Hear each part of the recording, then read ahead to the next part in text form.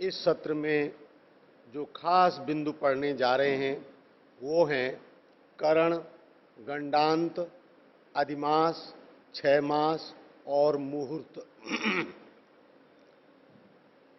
करण, गंडांत, अधिमास, 6 मास और मुहूर्त, ये बिंदु हम पढ़ने जा रहे हैं इस सत्र में। सर्वप्रथम आइए श्री भगवान से मंत्रपूर्वक सद्बुद्धि और विद्या का याचन करें। ओम भूर्भुवः स्वः तत्सवितुर्वरेण्यं भर्गो देवस्य धीमहि धियो यो नः प्रचोदयात्।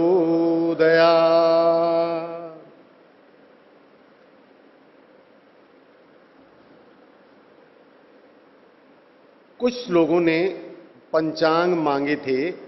हम पहले सत्र में, पिछले सत्र में उनको कहे हैं पंचांग नहीं है। मैंने अभी घर जाके देखा 10 पंचांग रखे हुए थे बहू ने, वो हैं हमारे पास।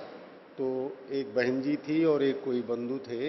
हाँ, आप तो अब पंचांग ले लीजिएगा, अभी नहीं। अच्छा चलो ले लीजिएगा, विभू रावत ले लीजिए, आप ले लीजिए, क्योंकि आपको अभी ये पढ़ने में मदद मिलेगी। और वो जो बहन जी भी थी तो वो भी पंचांग ले लें।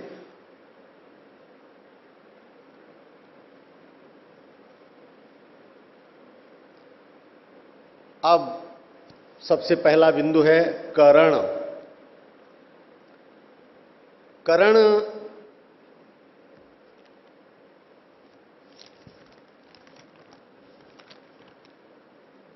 ये 2 प्रकार के होते हैं, चल और अचल।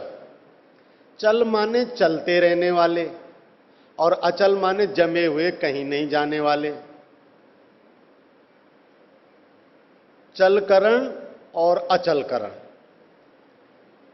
चल करणों में आते हैं बव पहला करण, बालव दूसरा करण, कौलव तीसरा करण, तैतिल चौथा, गर पांचवां, बणित छठा और विष्टि 8वां।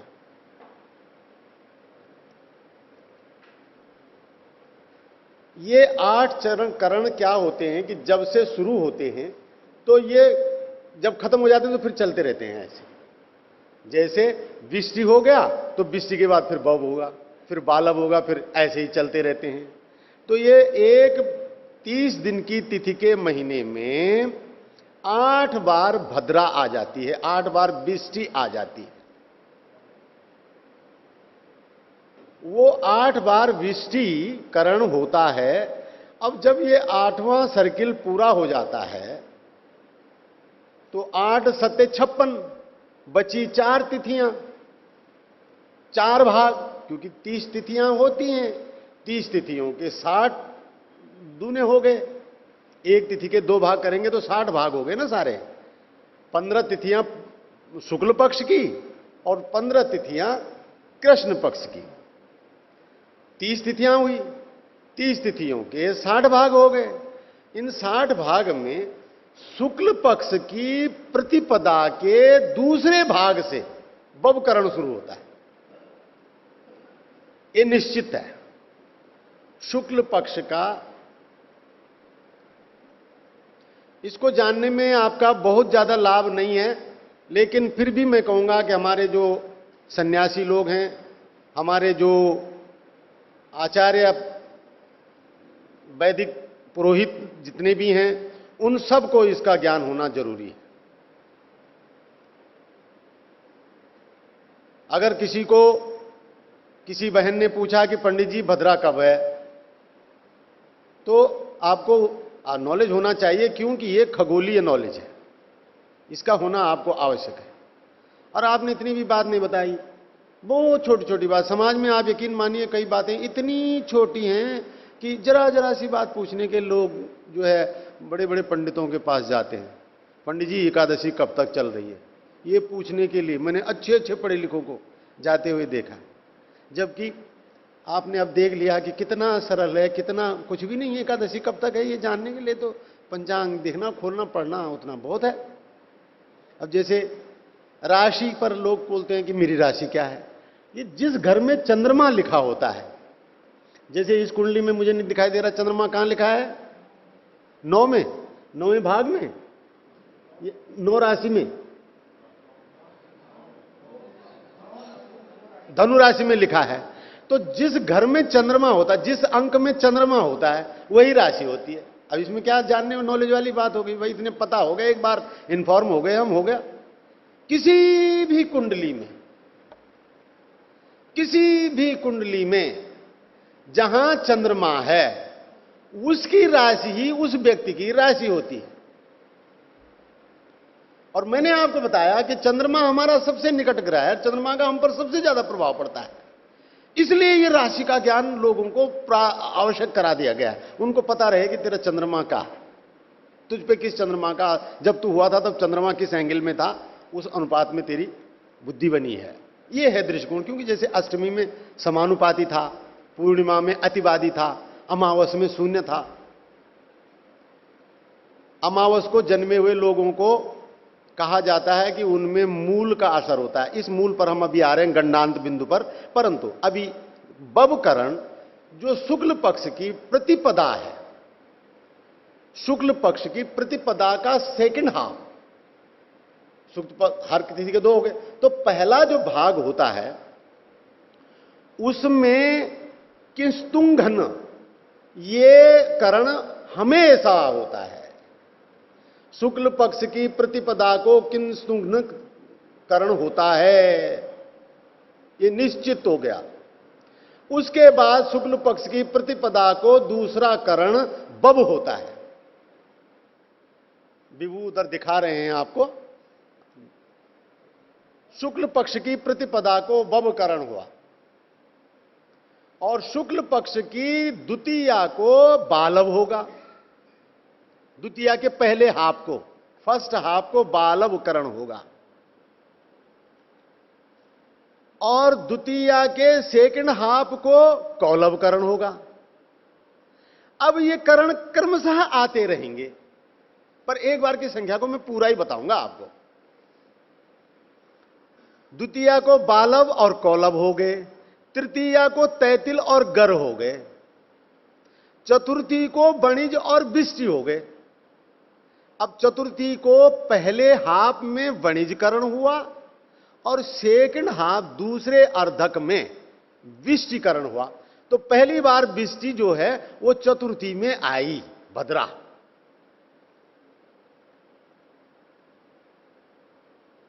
फिर विष्टि के बाद पंचमी तिथि में फिर बबकरण आएगा। ये चलकरण अब बराबर चलते रहेंगे।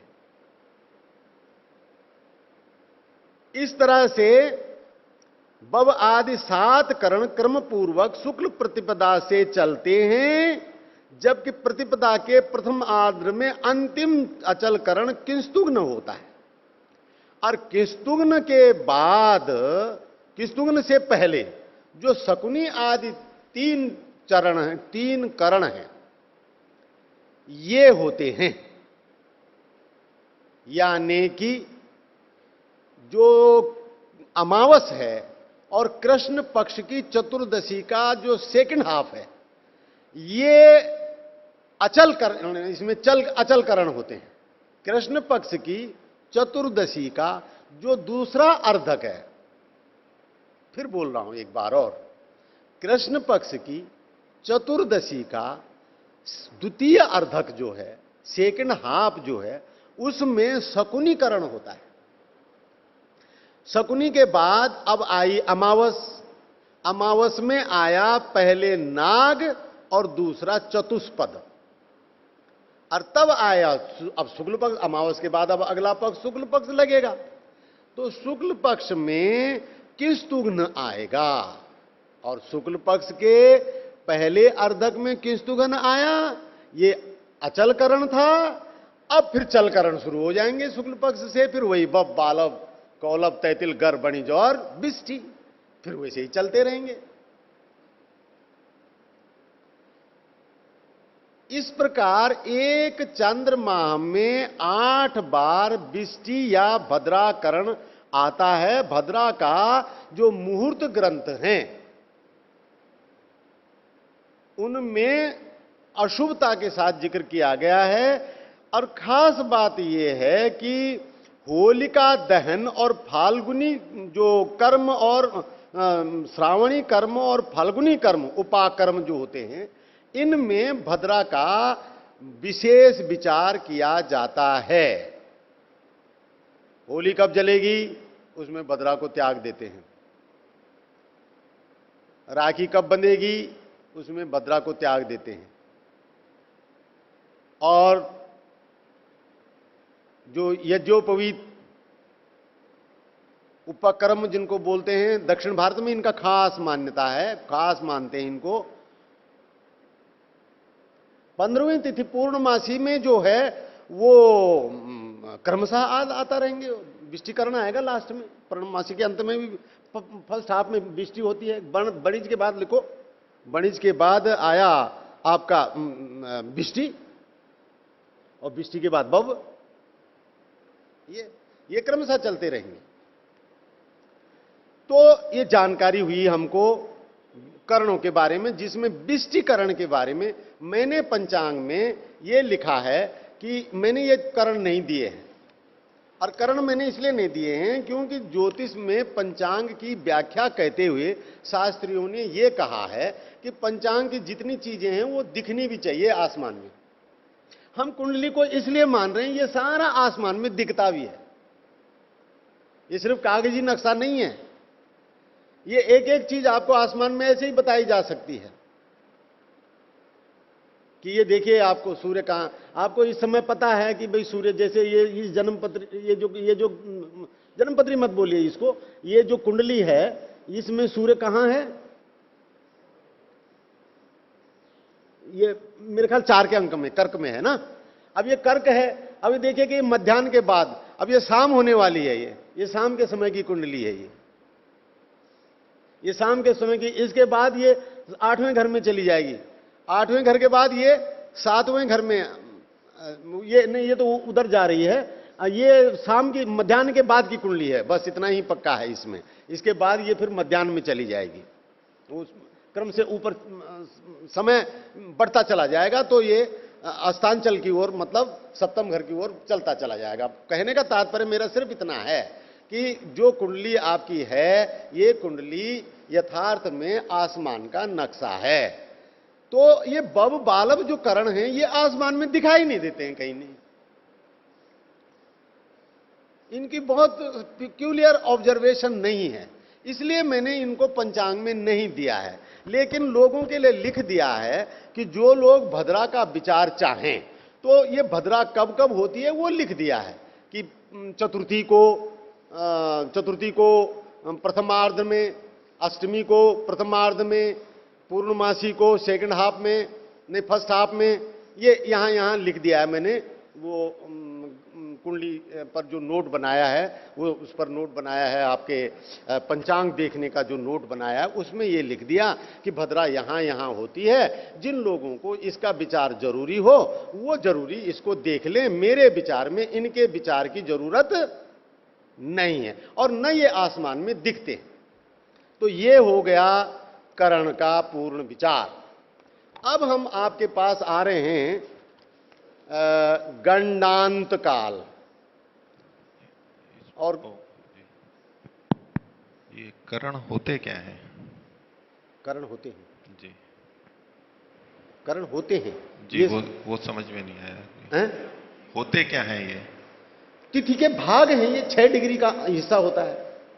जैसे तिथि जो है 15 डिग्री की, पूरा एक तिथि 12 डिग्री की होती है ना। एक तिथि क्या होती है मैथमेटिकली, तिथि 12 डिग्री होती है। तो करण क्या होता है, वो तिथि का आधा भाग होता है, वो 6 डिग्री का हिस्सा होता है। बस तिथि का ही, और कुछ नहीं है इसमें। बिल्कुल, ये सही है। तो ये करते क्यों है फिर? हैं? केवल भद्रा देखने के लिए करते हैं? तो पक्ष में 15 ही दिन होते हैं ना। नहीं, केवल भद्रा की दृष्टि से देखते हैं और कोई का प्रयोजन नहीं है इसका। उसके बाद फिर कृष्ण पक्ष में होंगे।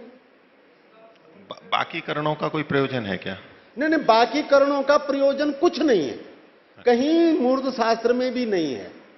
क्यों दिए हैं मुझे यही नहीं समझ में आता इन लोगों ने, क्या इसकी उपयोगिता है। परंतु विष्टिकरण का बार बार जिक्र हुआ है। तो विष्टिकरण को हम तभी तो जानेंगे जब हम करणों को, सारों को डेवलप करेंगे। अच्छा। एकदम हम विष्टिकरण को कैसे पहचानेंगे? जब क्रम से जाएंगे तब विष्टिकरण पे पहुंचेंगे। तो विष्टिकरण किस लिए देखते हैं? विष्टिकरण है ना, विष्टिकरण तो जगह मात्रा। जगह देखिए, वो चतुर्थी में विष्टिकरण आया है, चतुर्थी में वणिज और विष्टि आया है। उसके बाद आप देखेंगे ये कहां कहां आया है, थोड़ा सा विभू एक नोट करा दो इनको। ठीक है जी, नहीं वो ठीक है, ठीक है, ठीक है। केवल भद्रा के लिए देखते तो हैं। केवल 15 तिथियां 15 होती हैं, इसीलिए 15 तिथियों के 15 तिथि शुक्ल पक्ष की और 15 तिथि कृष्ण पक्ष की 30 तिथियां होती हैं। इन 30 तिथियों के 60 करण होते हैं। ये जो विष्टि है, इसको आपने प्रातःकाल जैसे बताया था, अशुभ बताया था ना, शुभ नहीं है ऐसे मानते हैं ना वो लोग? बोलिए। विष्टि को अशुभ मानते हैं पौराणिक लोग, ऐसे बताया था या मुझे थोड़ा? हाँ, मैंने पौराणिक लोग ही मानते हैं इसको, अशुभ मानते, पर मैंने आपको जब आदरणीय ने पूछा था एक सवाल, तो मैंने उसमें अष्टमी को बताया था आपको। अब वहां लिंक करके जोड़े आप इसको। विष्टि में ऐसा क्या है कि वो जो क्या अनुपात बन रहा है, ऐसा क्या होगा? तो विष्टि की खासियत एक देखिए आपने कि पूर्णमासी में पहले आपको जो है विष्टिकरण बन रहा है। तो एक तो चंद्रमा पूर्ण कला में है, तो हो सकता है कि ये पूर्ण कलाओं का प्रभाव विष्टि के अंतर्गत ही होता होगा। और विष्टि का जो दूसरा नाम है आपने भद्रा बताया, विष्टि का दूसरा नाम है भद्रा। भद्रा का अर्थ कल्याणकारिणी होता मैंने है। खुद ये एक लेख में ये लिखा है कि अगर ये अशुभ होती तो इसको भद्रा नाम क्यों देते, जी, ये जी। मैंने खुद लिखा है ये लेख। उसका एक कारण हो सकता है कि वो वैसे ही भद्रा है, अच्छी है, हाँ। तो अच्छे कर्म करने की जरूरत नहीं है, दूसरी जगह अच्छे कर्म कर लिए जाएं, उस दिन छोड़ दिया जाए उसको, उसे छोड़ दिया जाए। वो तो वैसे ही भद्र है। वैसे भी भद्र है, ये भी हो सकता है। देखिए, जब ये आर्य समाज के लोगों के पास ये विद्या आएगी ना, तो इसके बहुत अच्छे अर्थ सामने आएंगे। इसीलिए तो मैं इतना बड़ा प्रयास कर रहा हूं, इसीलिए तो मैं रात दिन जूझ करके कितने लोगों से जुड़ा हुआ हूं, कितने लोगों को पत्राचार कर रहा हूं, कितने लोगों को।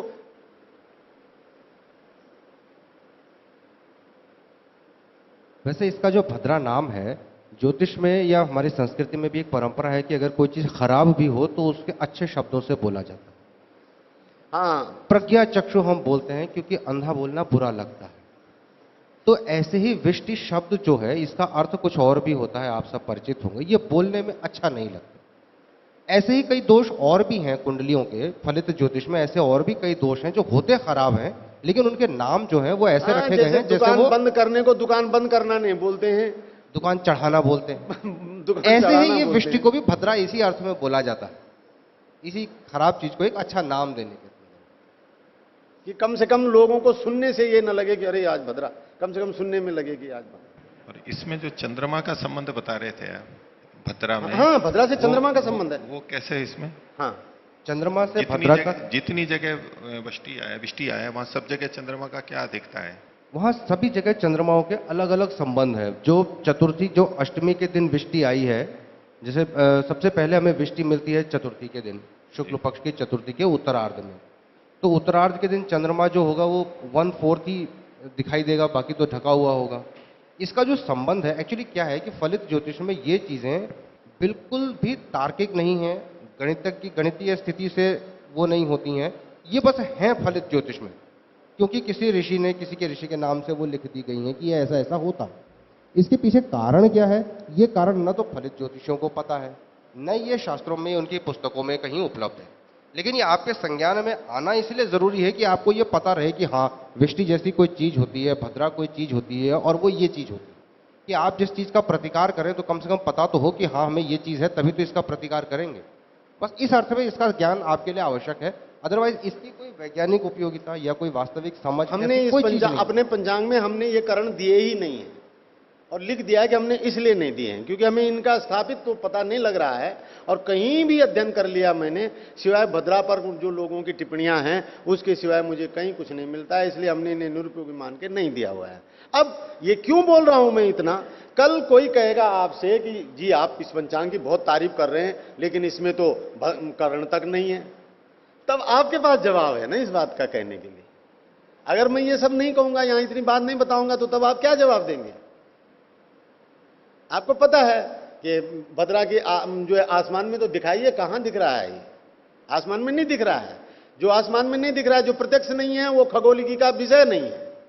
सारी चीजें प्रत्यक्ष हैं, मैं ये बता दूं आपको, आप इनको इग्नोर नहीं कर सकते हैं। नक्षत्रों को इग्नोर नहीं कर सकते हैं, तिथियों को इग्नोर नहीं कर सकते हैं, और ये जो गते हैं, आज 4 गते हैं, 5 गते हैं, 6 गते हैं, सब वैज्ञानिक तरीके से आगे बढ़ रही हैं। चंद्रमा का वहां सूर्य का प्रविष्टि हो रही है, प्रविष्टि संक्रांति जो है वो बिल्कुल मैथमेटिकल है। अभी जब हम आपको लग्न बताएंगे तब ये संक्रांति और लग्न और इन सारों पर आपको गणित दिखाएंगे और आपको ये बताएंगे कि कैसे गणित से आ रहा है कि आज मकर संक्रांति है। हमारे वैदिक संपत्ति में रघुनंदन प्रसाद शर्मा जी ने बड़ा भारी काम किया है ज्योतिष के लिए। और मैं आपको एक बात विशेष बता दूं कि पंडित रघुनंदन प्रसाद शर्मा ने बहुत पहले आर्य समाजियों को अवगत कर दिया है कि आपकी जो तिथियां हैं, आप जो ग्रहों हैं, ये जो पंचांग हैं, ये बिल्कुल ठीक नहीं है। उन्होंने वहां लिखा है, सायन शब्द लिखा है। मैंने अपने पंचांग में सायन शब्द नहीं लिखा है। मैंने सायन शब्द इसलिए नहीं लिखा है क्योंकि उनके टाइम में उसको विश्लेषण देना जरूरी था, सायन और निरयन। मैंने जब अपनी गणित में पाया कि निरयन कुछ होता ही नहीं है, होता ही सब कुछ सायन है, तो हमने अब हमारा जो पंचांग है ये सायन पर ही डेवलप है। अब ये सायन और निरयन और अयनांश ये क्या होते हैं, ये आपको शायद है कि कल का दूसरा सत्र जो है उसमें आएगा। ये भी पढ़ना है आपको, सायन, निरयन, अयनांश। इसी पे तो चक्कर खाता है अरे समाज का आदमी। वो जब ज्योतिष में संवाद होता है तो मैं तो ये सायन में बात कर रहे हो, तो ये निरयन कहां से आ गया, ये अयनांश कितना लिया है आपने? अब उन्हें पता ही नहीं होता कि अयनांश क्या है, सायन क्या है, निरयन क्या है। लेकिन आज जो है इस शिविर के बाद आप सब लोग जान जाएंगे अयनांश क्या है, सायन क्या है, निरयन क्या है। और कोई भी आपके सामने बात करेगा तो आप न केवल बात करोगे, आप ये भी स्थापित करोगे कि सही क्या है। ठीक है, चलिए अब हम आ रहे हैं, आपके करण पूरा हो गया है गंडांत पर। हाँ जी, बोलिए, आप बोलिए। अभी ये जो प्रकरण चल रहा था करण का जो प्रसंग चल रहा है, इसमें आपने जो पत्रक दिया है सबको, तो उसमें लिखा है कि जब भद्रा हो यानी विष्टि, तो उस समय उपाकर्म नहीं करना चाहिए, ये नहीं करना चाहिए। तो क्या आप इस मत से सहमत हैं कि जब भद्रा लगी हुई हो तो उस तिथि में ये नहीं करना चाहिए? मैंने आपको पहले भी बताया, सुबह मैंने किसी विद्यार्थी से आपको पढ़ा करके सुनाया कि मैंने मुहूर्त आर्य समाजियों, मैंने पंचांग आर्य समाजियों को सामने रख के नहीं बनाया है। सच बात, मैंने आपको सबसे बड़ी बात मैंने आपको पहले दिन भी कहा है कि आर्य समाजी पंचांग को नहीं जानता है, पर एक बात बड़ी साफ है कि आर्य समाज पंचांग के मामले में समाज को ऐंठता भी नहीं है। वो समाज में नुकसान नहीं देता है। समाज में नुकसान जो पहुंच रहा है, ऐंठन जो पहुंच रही है, ये पौराणिकों के कारण पहुंच रही है। इसलिए सही क्या है, गलत क्या है, इसकी आर्य समाजों से अधिक जरूरत पौराणिकों को है समझने की। आप मेरा उद्देश्य समझिए। आप अगर मैं पंचांग में कुछ भी नहीं दूंगा, जैसे पंचंग नहीं दूंगा, गणनांत नहीं दूंगा, उनके त्योहार नहीं दूंगा, करवा चौथ नहीं दूंगा, तो वो कहेंगे कि खा करना है इस पंचांग का, करना क्या है, हमने क्यों ले इसको उनको अपना ही पंचांग लेना पड़ना है फिर, नहीं तो उनको पता ही नहीं लगेगा कि उनकी चीजें कहां हैं। तो हम ये चाह रहे हैं, और आज आपको बताऊं मैं, 7 ज्योतिषी हैं, 7 जो डट के मेरे साथ आ गए। ये बहुत बड़ी जीत है हमारी। और जिनमें से एक तो बड़ा इंदौर के कर्मकांडिक विजय रावल, पंडित विजय रावल, वो हर साल मेरे पंचांग को 1100 रुपए भेजते हैं। और एक आपके अजमेर में ही है, अगर आए हुए हों यहां, क्योंकि अभी वो मिले नहीं है, वैसे वो आए होते तो वो जरूर मिले होते। एक हैं यहां पर राजीव शर्मा जी, राजीव मिश्रा। हाँ, ये इसको जरा हाईलाइट कर लीजिए। राजीव मिश्र यहां इंदौर के हैं, वो उसके हैं, अजमेर के हैं। अब मुझे लगता है उन्होंने परोपकारी में पढ़ा नहीं है, नहीं तो वो यहां जरूर आते। वो पूरे बिल्कुल कर्म पौराणिक पंडित हैं वो, लेकिन वो पूरा मेरा ही पंचांग इस्तेमाल करते हैं। और उन्होंने जो बात कही है वो बड़ी मार्मिक बात कही है। उन्होंने कहा कि अगर हमको जनता को पंचांगों में मुहूर्तों के लिए भी गाइड करना है या कुछ भी करना है, तो कम से कम पंचांग की गणित तो सही होनी ही चाहिए ना, इसमें तो कोई झूठी नहीं है। और वो मेरा पंचांग उपयोग करते हैं। पिछले जब से मेरा पंचांग प्रकाशित हुआ है तब से, राजीव मिश्र यही हैं आपके अजमेर के, तो मैं कहना 7 ज्योतिषी हैं इस समय और पूरी ताकत से काम कर रहे हैं, और वो ये कह रहे हैं कि नहीं, हम ये ज्योतिषियों को मानना पड़ेगा कि पंचांग गलत है, क्योंकि जब संक्रांति हो ही नहीं रही है तो हम समाज को कह क्यों रहे हैं कि आज संक्रांति हो रही है। 11-14 जनवरी को संक्रांति नहीं होती है और कभी भी हुई नहीं है, न कभी होगी। मकर संक्रांति संभव ही नहीं है, और फिर भी मकर संक्रांति मना रहे हो। क्यों मना रहे हो? और जिस दिन होती है उस दिन नहीं मनाते हो। ये बात ब्रह्मानंद सरस्वती ने 50 साल पहले कही थी। ब्रह्मानंद सरस्वती ने कहा कि अगर यही हाल रहा, और हकीकत बात है, 71 साल में एक दिन बढ़ रहे हैं आप। थोड़ा मैं विषय से हट गया हूं, मुझे गंडांत पे आना है, फिर मेरा टॉपिक अधूरा रह जाएगा, पर चलो इस बात को पूरा कर ही देता हूं। जो मकर संक्रांति है ये हर 71 दिन में आगे बढ़ रहा है एक दिन। अभी आप 14 जनवरी को मकर संक्रांति मना रहे हैं, एक वक्त 71 साल बाद ऐसा आएगा, आपने कुछ पूछना है? हाथ उठाए हुए, अच्छा ठीक है। तो 71 साल बाद ये 14 जनवरी 15, बल्कि 15 में तो आने लग गई है, अभी 71 साल शायद पूरे होने वाले हैं। अब ये 15 के बाद 16 में आएगी। अब लोगों के क्या तर्क हैं कि मैं तो जब से हुआ हूं, जब से मैं देख रहा हूं, तब से 14 ही जनवरी को मकर संक्रांति होती है, मैं कैसे मान लूं? ऐसा इसलिए होता है क्योंकि आदमी एक समूचा 71 साल में तो एक अंश का फर्क पड़ता है, फिर संधिकाल होता है 30 साल का, 30 साल में कभी इधर आती है कभी इधर आती है, ऐसे चलता रहता है। 100 साल के बाद डिफरेंस पता लगता है। कोई आदमी 100 साल अकेला उम्र जीता नहीं है, कोई 60 साल में चला गया, कोई 50 में चला गया, कोई 70-80 में चला गया, और जो बिरले कोई 90 साल पे पहुंचे भी, वो ज्योतिष की तरफ से गैर जानकार है, उन्हें कुछ पता ही नहीं है कि हाँ मकर संक्रांति हो रही है तो ये सही भी हो रही कि नहीं हो रही। इस कारण से ये विषय अंधकार में चला जा रहा है। अगर कोई सयाना आदमी आज से नोट कर ले और उसको 90 साल की उम्र भगवान दे दे, 100 साल की उम्र दे दे, तो उसको प्रत्यक्ष हो जाएगा कि नहीं, ये जब मैं छोटा था तब ये 15 जनवरी को आती थी, अब ये 16 जनवरी को आ रही है। ये है रहस्य। और गणित में जब हम गणित करके दिखाएंगे तो आप आज की तारीख में भी जान सकते हैं कि सन 3050 की मकर संक्रांति कब होगी। आप गणित करके देख लेंगे। हाथ कंगन को, आरसी के पढ़े लिखे को, बस। अब ये जागृति हुई नहीं है लोगों में, हम चाहते हैं कि ये जागृति हो। तो ब्रह्मानंद सरस्वती ने लिखा कि आने वाले टाइम में ऐसा समय आएगा कि जून के महीने आपकी औलादें मकर संक्रांति मना रही होंगी, कंबल बांट रही होंगी, खिचड़ी खा रही होंगी, और ये हकीकत है।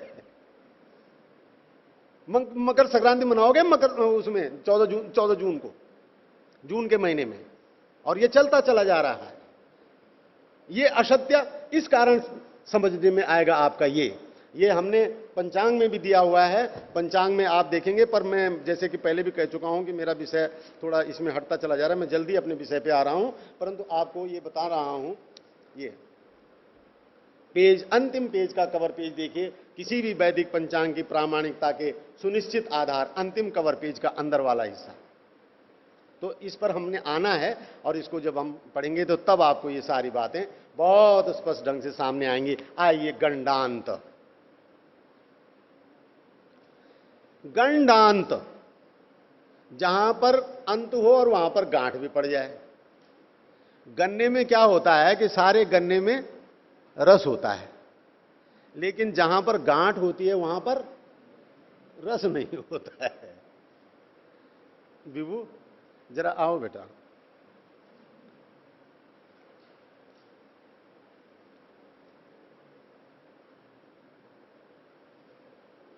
राशियां मेष, वृष, मिथुन, कर्क, और कर्क के बाद सिंह। क्या होता है कि अश्वनी के 4 चरण, अश्वनी के 4 चरण, भरणी के 4 चरण और कृतिका का 1 चरण, ये मिलकर के बनाते हैं मेष राशि। अश्विनी के 4, भरणी के 4 और कृतिका के 4। ओ एक, हाँ गलत बोल गया। ये 9 चरण की मेष राशि हुई।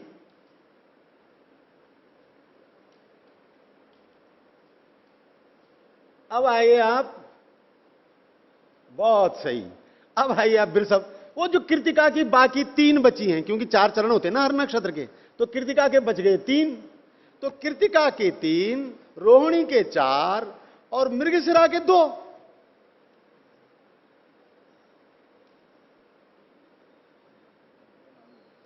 हैं? ना पूरा नाम नहीं लिखा हुआ है, वो आप समझ ही गए हैं, मैंने सुबह लिखा भी दिए हैं आपको।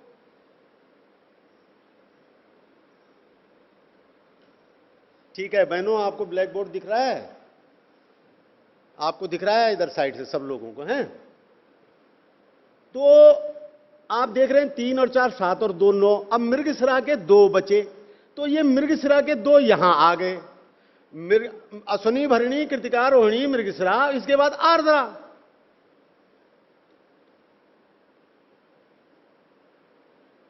अब पुनर्वसु, अश्विनी भरणी कृतिका रोहिणी मृगशिरा आर्द्रा पुनर्वसु, पुनर्वसु के 3। ये हुई मिथुन राशि। अब बचे पुनर्वसु के कितने? आप में से बोले जरा, कोई आदमी बोलते जाओ एक बीच में से। 1 बच गया, बहुत सही। अब पुनर्वसु का 1 बच गया। पुष्य 4 और आश्लेषा के 4।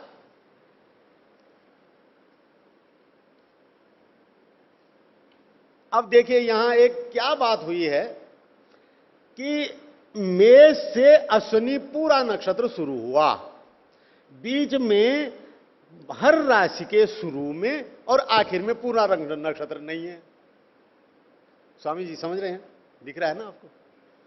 वृषभ राशि में कृतिका है, अधूरा है, 3 चरण है और आखिर में 2 चरण है। मिथुन ये है, यहां देखिए 2 चरण है, आखिर में 3 चरण है। अब आया कर्क में, पुनर्वसु का 1 चरण है, तो आश्लेषा के 4 चरण है। आश्लेषा यानी कर्क राशि ऐसी राशि आई जिसमें नक्षत्र पूरा हो गया। अब अगली राशि आई मघा, सिंह राशि। इसमें मघा के पूरे 4 चरण आ गए। तो जैसे अश्विनी के 4 चरण पहले मेष में आए, ऐसे सिंह में मघा में आए 4 चरण। तो क्या हुआ यहां कि कर्क राशि ऐसी राशि है जिसमें नक्षत्र कंप्लीट होता है और जिसमें राशि पूरी होती है। कर्क राशि पूरी किस नक्षत्र पे हुई बताओ? आश्लेषा में पूरी हो रही है। आश्लेषा कर्क राशि को पूरी कर रहा है। कर्क राशि ऐसी राशि हुई जिसमें नक्षत्र पूरा हो रहा है, और फिर अगली राशि में आई सिंह, उसमें नक्षत्र पूरा शुरू हो रहा है। तो जिस राशि में नक्षत्र पूरा खत्म हो और जिस राशि में नक्षत्र फिर से नया शुरू हो, ऐसी राशियों को गंडांत राशि बोलते हैं। कुछ समझ में आ रहा? बहुत अच्छा। थोड़ा सा मनन करो एक बार, अपने आप समझो। 2 मिनट का टाइम दे रहा हूं। है? हाँ उधर देखो, हो जाएगा, या इतना ही हो गया, आगे हम वैसे ही समझा लेंगे। हाँ हाँ हाँ, मेज भी होगी, वो भी आ रहा है, आएगा, आप देखो तो सही।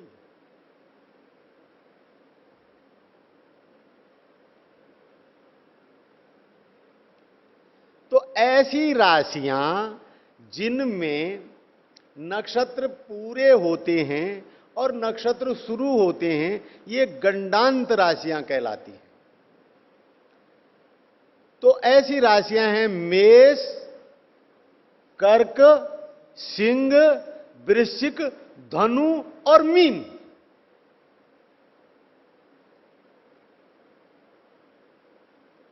मेष मेष राशि जहां शुरू होती है वहां मीन खत्म होती है, मीन खत्म हुआ मेष, मेष का जुड़ना, गांठ पड़ गई, नया नक्षत्र, इसको उन्होंने गंडांत मान लिया। जहां नक्षत्र शुरू नहीं, नया शुरू हो रहा है, गन्ना आया, गांठ पड़ी, गांठ के बाद फिर नया शुरू हुआ। ठीक है, तो मेष और मीन, कर्क और सिंह, वृश्चिक और धनु। अब क्या है कि रेवती पे मीन खत्म होता है, रेवती पे मीन खत्म होता है और अश्विनी पे मेष शुरू होता है। तो ये जो रेवती और अश्विनी है, ये गंडांत नक्षत्र माने जाते हैं, जिनको कहते हैं ना मूल में जन्म हो गया, तो ये यही नक्षत्र हैं। गंडांत नक्षत्र ज्येष्ठा, रेवती, आश्लेषा, मूल, अश्विनी और मघा।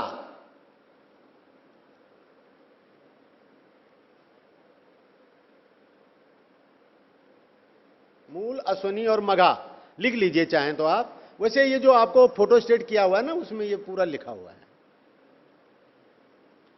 गंडांत 3 प्रकार का होता है, ये लिखा हुआ है उसमें, आपको पढ़ने को मिल जाएगा।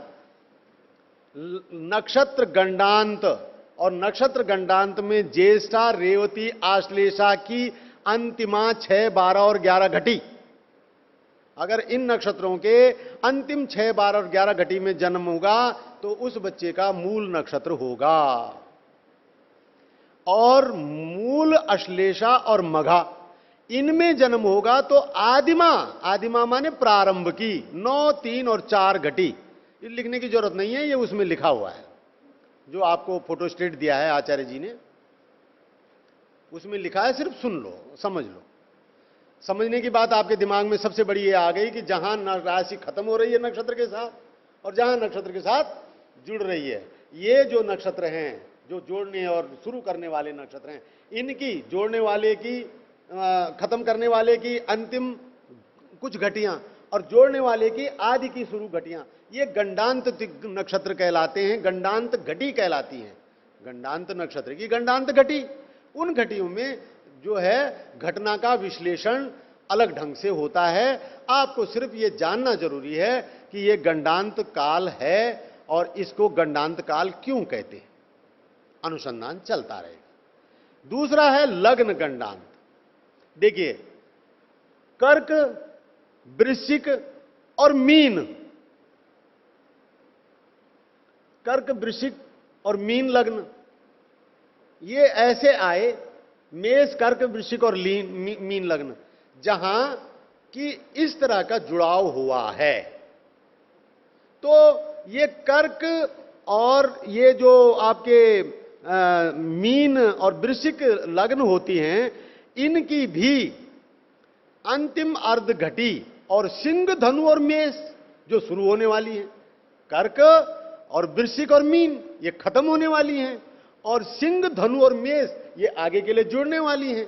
तो ये जो राशियां हैं, इनकी भी जो हैं वो अंतिम अर्ध घटी मूल संज्ञक होती है, गंडांत संज्ञक होती है। शास्त्रियों को, जिन्होंने ये ज्योतिष के सूत्र बनाए हैं, उनको इस घटी में रस नहीं दिया। आज मैं आपको एक बहुत गंभीर विवेचना आपके सामने दे रहा हूं, जो ज्योतिष के शास्त्रियों के दिमाग में चल रही है। दरअसल में ज्योतिष का जो श्री गणेश हुआ, ज्योतिष का क्यों हुआ, ब्राह्मीर ने, और ब्राह्मीर के बाद तमाम लोगों ने, आर्यभट्ट हैं, भास्कराचार्य हैं, गणेश दैवज्ञ हैं, सब ने जो है एक चीज को जोर दिया है। और हम मानते हैं कि इन लोगों के दृष्टिकोण में एक बड़ी भारी कमी है। एक भी किताब ऐसी नहीं है जो फलित के रहस्य से अलग होकर के लिखी गई। ये सबसे बड़ी कठिनाई आ रही है। आप मुझे पूछें कि मैं कौन सी किताब पढ़ूं ज्योतिष में, तो मेरे पास आपको बताने के लिए कोई भी किताब नहीं है जो मैं आपको बता सकूं कि इसको पढ़ो, क्योंकि उसमें फलित के पचड़े ज्यादा हैं और सारे ऐसे लिखे हैं जो फलित के। लेकिन एक थ्योरी जो ब्राह्मीर आदि से डेवलप हुई, वो लेकिन एकदम निरर्थक नहीं है। वो कहते हैं कि जिस तरह से पदार्थ की प्रॉपर्टीज होती है, जिस तरह से पदार्थ है, ये है इसकी अपनी गुणवत्ता है, गुण दोष हैं, ये है इसके अपने गुण दोष हैं, ऐसे ही काल के भी गुण दोष क्या संभव हैं, ये रिसर्च का विषय होना चाहिए। ये है उनकी थ्योरी जो मैंने मूल रूप से आपके संज्ञान में ले आया हूं। वो यदा कदा इस बात को इशारा कर रहे हैं कि हमको ये देखना चाहिए कि जब संसार में कुछ भी गुण दोष से हीन नहीं है, और गुण दोष कुछ चीजें ऐसी होती हैं जो उसके दोष उसके गुण होते हैं। अब लकड़ी जलती है, ये उसका गुण है, और घर में अगर किसी के आग जल लग गई और सारा सामान लकड़ी का था और वो सब जल गया, तो अभी क्या हो गया? ये बड़ा भारी दोष हो गया। काश कुछ सामान लोहे का होता तो शायद नहीं जलता। तो ये एक चाह विशेष, परिस्थिति विशेष है जो गुणों को दोष में परिवर्तित कर रही है और दोषों को गुणों में परिवर्तित कर रही है। लकड़ी की अपनी गुण धर्मिता है कि वो जलती भी है, तैरती है, लोहा नहीं तैरता। अब अगर आपको नाव बनानी है, मान लीजिए लकड़ी अगर तैर नहीं होती तो तब कठिन हो जाता नाव बनाने में, थोड़ी परेशानी। किसी ने कुछ बोला नहीं? तो ऐसे ही वो कह रहे हैं कि काल की भी, जैसे हमारे उसमें संधि कालों को बहुत जोर देकर कहा गया है।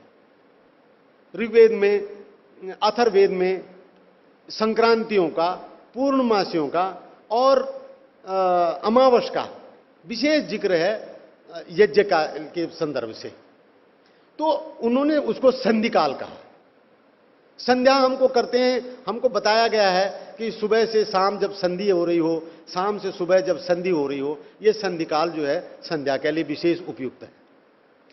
तो ये बात है कि क्या समय की भी अपनी गुण धर्मिताएं हैं, गुण दोष नहीं, प्रॉपर्टीज। ये इसका गुण, क्या गुण है, तो किसी ये अनुसंधान करने के लिए अभी बहुत समय लगेगा मनुष्य को, लेकिन है ये विषय थोड़ा गंभीर और विचारने का है। आइए आगे है योग। योग क्या होता है? गंडांत आपकी समझ में आ गया? एक रह गया गंडांत में, अभी तिथि गंडांत रह गया। आपको मैंने लग्न नक्षत्र गंडांत, राशि गंडांत बता दिया, लेकिन तिथि गंडांत रह गया। तिथि गंडांत में क्या है कि पंचमी, दसवीं और पूर्णमासी, और पंचमी, दसवीं और अमावस, ये गंडांत तिथियां कहलाई है। पंचमी, और इसमें क्या होता है कि विशेष एक तिथियों का वर्गीकरण किया गया है, उनको ज्योतिषीय नाम दिए गए हैं। इनका कोई हमको विशेष अध्ययन करने की जरूरत नहीं है, लेकिन जानने की जरूरत जरूर है, खासकर हमारे वैदिक पुरोहितों को। एक तिथि होती है नंदा, दूसरी होती है भद्रा, तीसरी होती है जया, चौथी होती है रिक्ता, और पांचवी होती है पूर्णा। लिख लीजिए इसको, चाहो तो कहीं पर एक जगह में, क्योंकि ये अंदर उसमें मैंने जो फोटो स्टेट किया है उसमें नहीं लिखा हुआ है। नंदा, भद्रा, रिक्ता, नंदा, भद्रा, रिक्ता, जया और पूर्णा, अंतिम रिक्ता के बाद पूर्णा।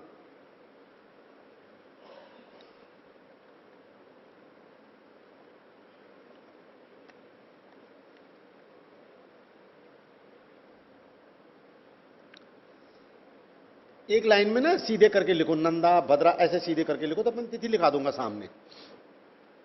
नंदा तिथि होती है प्रतिपदा, छठी और एकादशी, 1, 6, 11। 1, 6, 11 तिथियां नंदा तिथि होती हैं। ओम।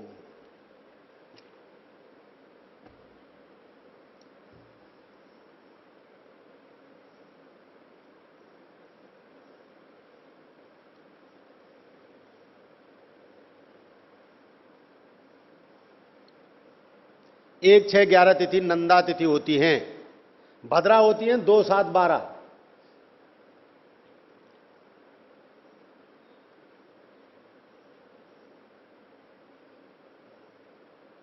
और रिक्ता होती हैं चतुर्थी, नहीं, जया होती हैं तृतीया, अष्टमी और त्रयोदशी। जया तिथि,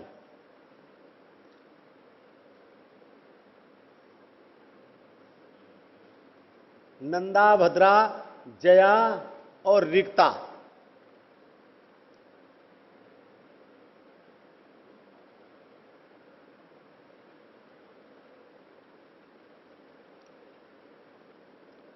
और रिक्ता चतुर्थी, नवमी, चतुर्दशी और फिर ये पूर्णा, पंचमी, दशमी, पूर्णिमा, कृष्ण पक्ष की अष्टमी और वो 20वीं, 25, 23वीं और 30वीं। 30वीं माने अमावस।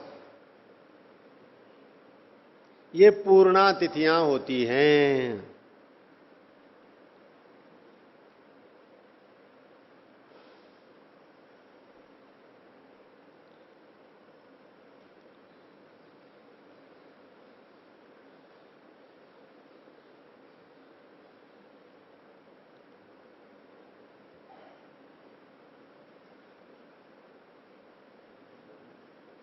तो ये जो रिक्ता और पूर्णा तिथियां हैं, इनकी संधि को गंडांत बोलते हैं।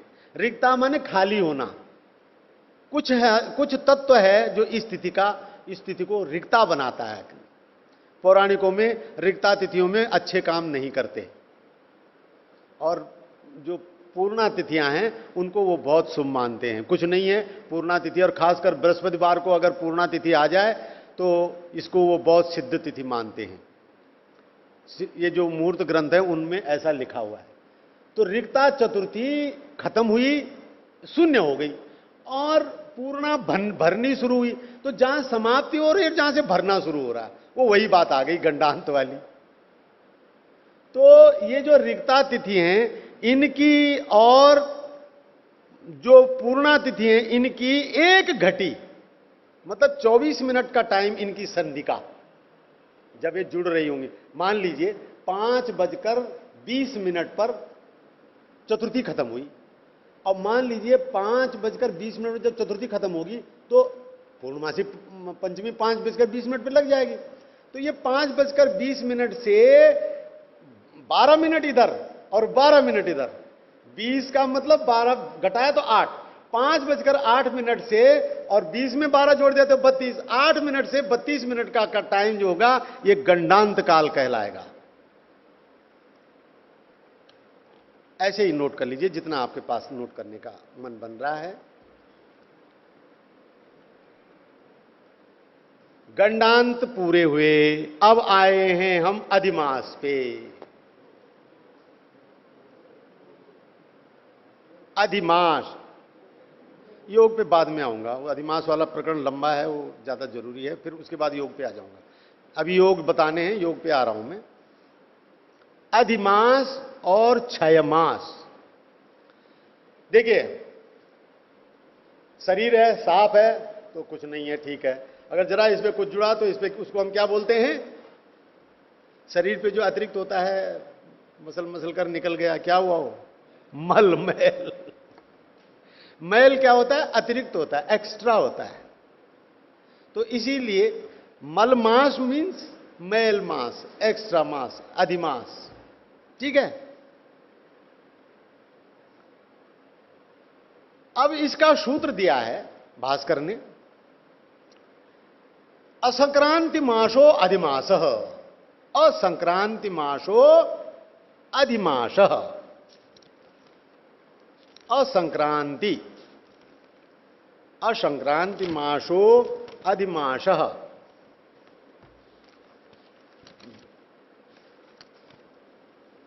अ माने नहीं हो, संक्रांति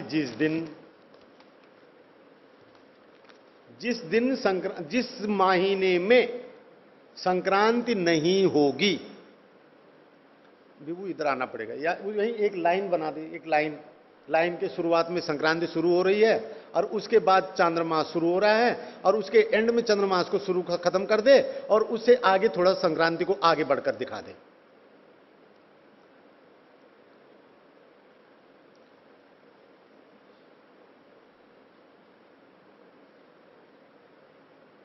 देखिए, आपको हम दिखा रहे हैं, ये बहुत अच्छी मदद मिल रही है हमको प्रोजेक्टर से बात को रखने में।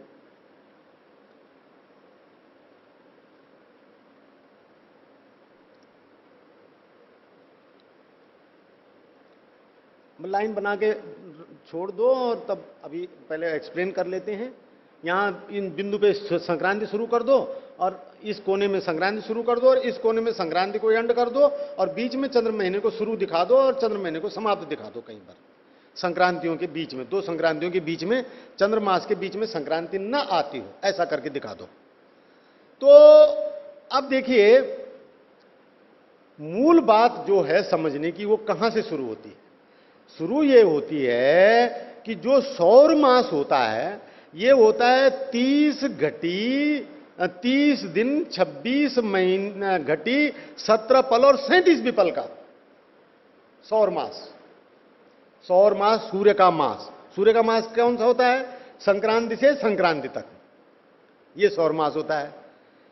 तो ये मास होता है 30 दिन 26 घटी 17 पल 37 विपल। ये करेक्ट माप है, इसकी मेजरमेंट है। एक सौर मास जो है, एक सौर मास जो है वो 30 दिन 26 घटी 17 पल और 37 विपल का होता है। अब जब चंद्रमास होता है तो अब चंद्रमास कितना होता है? चंद्रमास होता है 29 दिन 21 घटी 50 पल और 6 विपल का।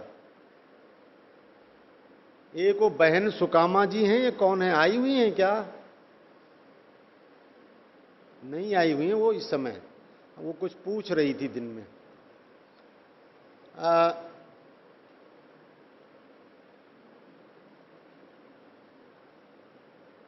आप कुछ कहना चाह रहे हैं क्या? कुछ कहना चाह रहे हैं? हाँ, पूछ लेना, पूछ लेना, बिल्कुल पूछ लेना। जरा एक बार ये गंडान तो इसको पूरा होने दीजिए, अधिमास को, और जो भी पूछना होगा आप जरूर पूछिएगा। 30 दिन 26 घटी 17 और 37 का हुआ सौर दिन, और चांद्र दिन हुआ 29 दिन 21 घटी 50 पल और 6 विपल का। अब ये क्या होता है कि इनमें अंतर हुआ 0 घटी 54 पल 54 घटी 27 पल और 31 विपल का। ये इनमें डिफरेंस हो गया। 0 दिन 54 घटी 27 पल और 31 विपल का इनमें अंतर हो गया। जी आचार्य, इसमें मैंने पूछना था कि 1 दिन और 5 घटी ये अंतर आता है और इसमें केवल 54 लिखा है, इसलिए मैं पूछना चाहता था। जो अंतर है सूर्य मास और चंद्रमास का अगर वियोग करते हैं तो 1 दिन और 5 घटी। नहीं, मेरे को समझने में नहीं आया। सूर्य मास आपने लिखवाया और चंद्रमास लिखवाया। सूर्य मास से चंद्रमास का वियोग करते हैं तो 1 दिन और 5 घटी आता है, जिसमें यह नहीं, तो यहां योग नहीं कर रहे हैं ना, हम योग नहीं पढ़ा रहे हैं, वियोग कर रहे हैं, वियोग माइनस करते हैं। माइनस करेंगे तो 1 घटी नहीं आ सकता। 1 दिन आ रहा है आचार्य। नहीं आता ना। 0 घटी 54 पल 27 और 31 विपल, ये आता है ना। इसमें ये अंतर आ रहा है जी आचार्य, माइनस करके दिखाएंगे ना। अच्छा, माइनस करके, चलिए ठीक है, मैं मान रहा हूं। हाँ ठीक है। कुल मिलाकर कहने का अर्थ यह है कि सूर्य की जो गति है, सूर्य का जो महीना है और चंद्रमा का जो महीना है, उनको जब दोनों कहां से अमावस से साथ साथ चलते हैं। अमावस में क्या होता है कि प्रत्येक अमावस्या, जिसे दर्शांत कहते हैं, सूर्य और चंद्रमा अपनी अपनी कक्षा में समान होते हैं, अपनी अपनी कक्षा में समान होते हैं। अमावस को दोनों एक जगह से चलते हैं। अब चलते चलते चलते चलते जब फिर वहीं आते हैं तो सूर्य जो है वो लगभग 1 दिन आगे निकल चुका होता है। ठीक है ना? अब तो बात सही है। वो लगभग 1 दिन आगे निकल चुका होता है। और साल भर में होते हैं 12 महीने, तो 12 महीनों में सूर्य सब जोड़ करके 11 दिन कुछ घंटे आगे हो जाता है। तो अब ये पहले साल तो क्या करते हैं कि इस अंतर को ऐसे ही रहने देते हैं। अगले साल भी इस अंतर को ऐसे रहने देते हैं। 12 महीने और 24 महीने में हमारे को 22 दिन मिल गए या 23 दिन मिल गए। अब तीसरा साल जब आता है तो इसमें 33 दिन हो जाते हैं। तो उस 33 दिन में एक चंद्रमास एक्स्ट्रा लगा देते हैं। अब दिखाओ ये विभू, अब जरा चंद्रमास को स्टार्ट करो, कहां से कर रहे हो? देखो ये सबसे किनारे पे संक्रांति है, सबसे किनारे पे संक्रांति है यहां ये, और इसके बाद चंद्रमास शुरू हो रहा है। जब तीसरे महीने में संक्रांति होती है तो उस संक्रांति के बाद चंद्रमास शुरू होता है, और वो चंद्रमास अगली संक्रांति से पहले ही खत्म हो जाता है। तो जो भास्कर ने सिद्धांत दिया है असंक्रांति मास हो अधिमास, ये असंक्रांति मास हो गया, इसमें कोई सौर संक्रांति नहीं हुई। और चंद्रमास का एक नियम है, बहुत गंभीरता से सुनिए, इसे मैं 2 बार कहूंगा आपको।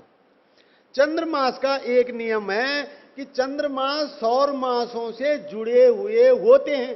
जो संक्रांति होती है उसी संक्रांति के नाम से सौर महीने का नाम होता है, और उस संक्रांति से जुड़ी हुई जो चंद्रमास है उस मास का भी वही नाम होता है। बैसाख का महीना जब घटेगा तो उसके बाद जो चंद्र महीना शुरू होगा उसका मान भी बैसाख ही होगा, उसका नाम। फिर से सुनेंगे हम, जब संक्रांति हो गई, कोई भी संक्रांति, तो वो एक महीने सौर महीने की होती है, चैत की, बैसाखी, जेठ के साथ, मधुमास की, माधव मास की, कोई भी हुई। तो जब चैत की संक्रांति हो गई और उसके बाद चंद्रमास शुरू हो रहा है, और चंद्रमास शुरू हुआ और अगली संक्रांति बैसाख की होनी है, और वो बैसाखी संक्रांति से पहले ही खत्म हो गया, तो नाम इसका चैत्र मास ही होगा। पर चूंकि अगली संक्रांति जो है, देखना जब संक्रांति खत्म हो गई ना, यहां चंद्रमास शुरू हुआ, ये जिस लाइन पे लाल बिंदु है यहां चंद्रमास शुरू हुआ, और अंतिम लाल बिंदु से पहले ही खत्म हो गई।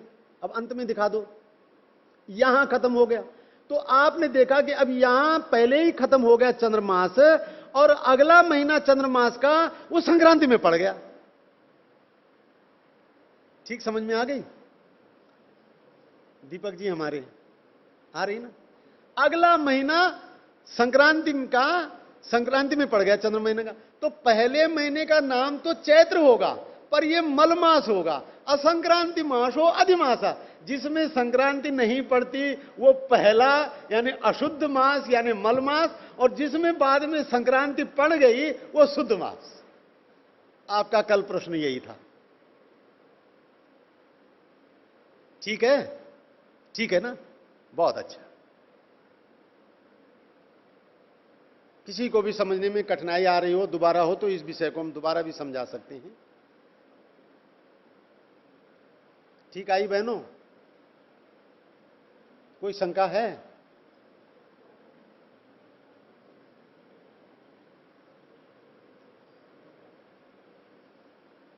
क्या है?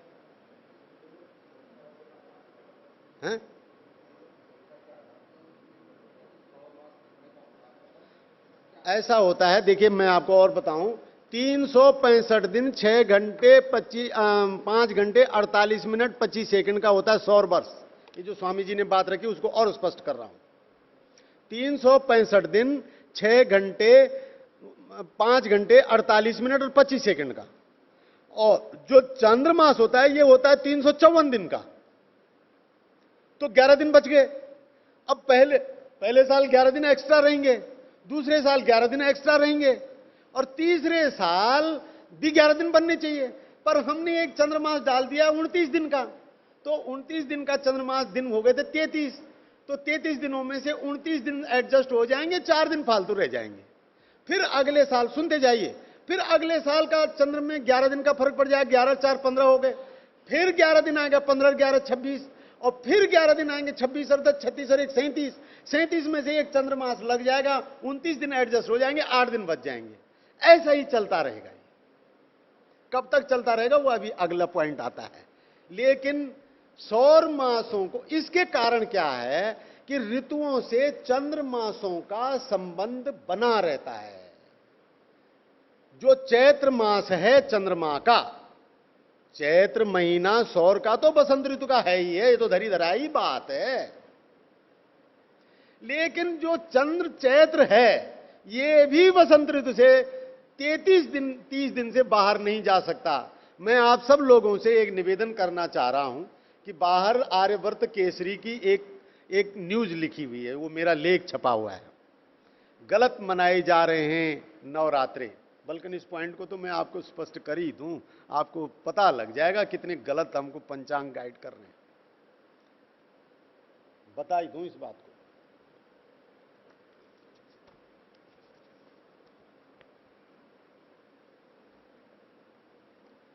ये बात क्लियर हो गई आपको 11 दिन वाली। तो ये अधिमास हुआ, और इन अधिमासों को एडजस्ट करने का, ये जो चंद्रों के साथ सौर मासों को और चंद्र मासों को ऋतुओं के साथ जोड़ने का जो क्रम है, उसके लिए ये अधिमास व्यवस्था की है हमारे ऋषियों ने। ये जो काल दृष्टा लोग थे, जिन्होंने बहुत आगे का सोच के रखा, और उन्होंने देखिए ये सब चीज की है। और देखिए कि जब वेद ने ये दे दिया, मैंने सूत्र आपको मंत्र नोट कराया है 1:25:8, उसमें ये अधिमास का जिक्र है, तो ये हमारी बहुत बड़ी प्रॉपर्टी हो गई, बहुत बड़ी हमारी गरिमा हो गई। बल्कि अगर मैं सुमन जी से निवेदन करूंगा कि अगर वो समाचार वो गलत मनाई जा रहे हैं नवरात्रि, उसको अगर ला दें तो मैं सीधे सीधे वहीं पढ़ के सुना दूं, तो मेरे को बहुत आसानी हो जाएगी। तो अब ये सूर्य सिद्धांत ने इसको स्पष्टीकरण किया। तो सूर्य सिद्धांत में एक सूत्र है, बिल्कुल गौर से सुनिए, अधिमास की बात आपको, हाँ रामनवमी यही है, बहुत सुंदर, अभी आपको सुनाएंगे। सूर्य सिद्धांत में एक सूत्र है, भवन्ति शशिनो मासाः,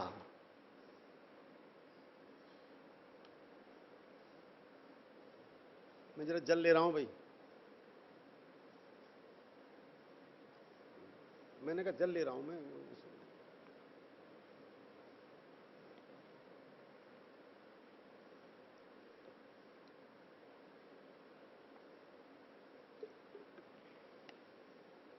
भवन्ति शशिनो मासा, शशि के महीने होते हैं, सूर्येन्दु भगणांतरम, ठीक है, भवन्ति शशिनो मासा सूर्येन्दु भगणांतरम। अब देखिए सूर्य सिद्धांत ने, वेद ने हमको संकेत किया, सूर्य सिद्धांत ने आगे उस पर कार्य किया और हमें व्यवस्था दे दी कि कैसे निकालोगे। सूर्य के भगण, भगण माने एक परिक्रमा, ये भी बहुत जरूरी शब्द था, मुझे आपको बताना था, क्योंकि लोगों को कभी कभी क्या होता है कि शास्त्रार्थों में भगणों की बात आती है, अब उनको पता ही नहीं होता भगण क्या होता है। भगण का अर्थ है एक चक्कर पूरा होना, माने एक भगण। एक युग में, एक महायुग में सूर्य के 43,20,000 भगण होते हैं। अर्थात सूर्य के जो राउंड है एक महायुग में, ये क्रांति वृत्त का जो चक्कर है, ये जो है 43,20,000 बार घूमेगा। तो भवन्ति शशिनो मासा सूर्येन्दु भगणांतरम।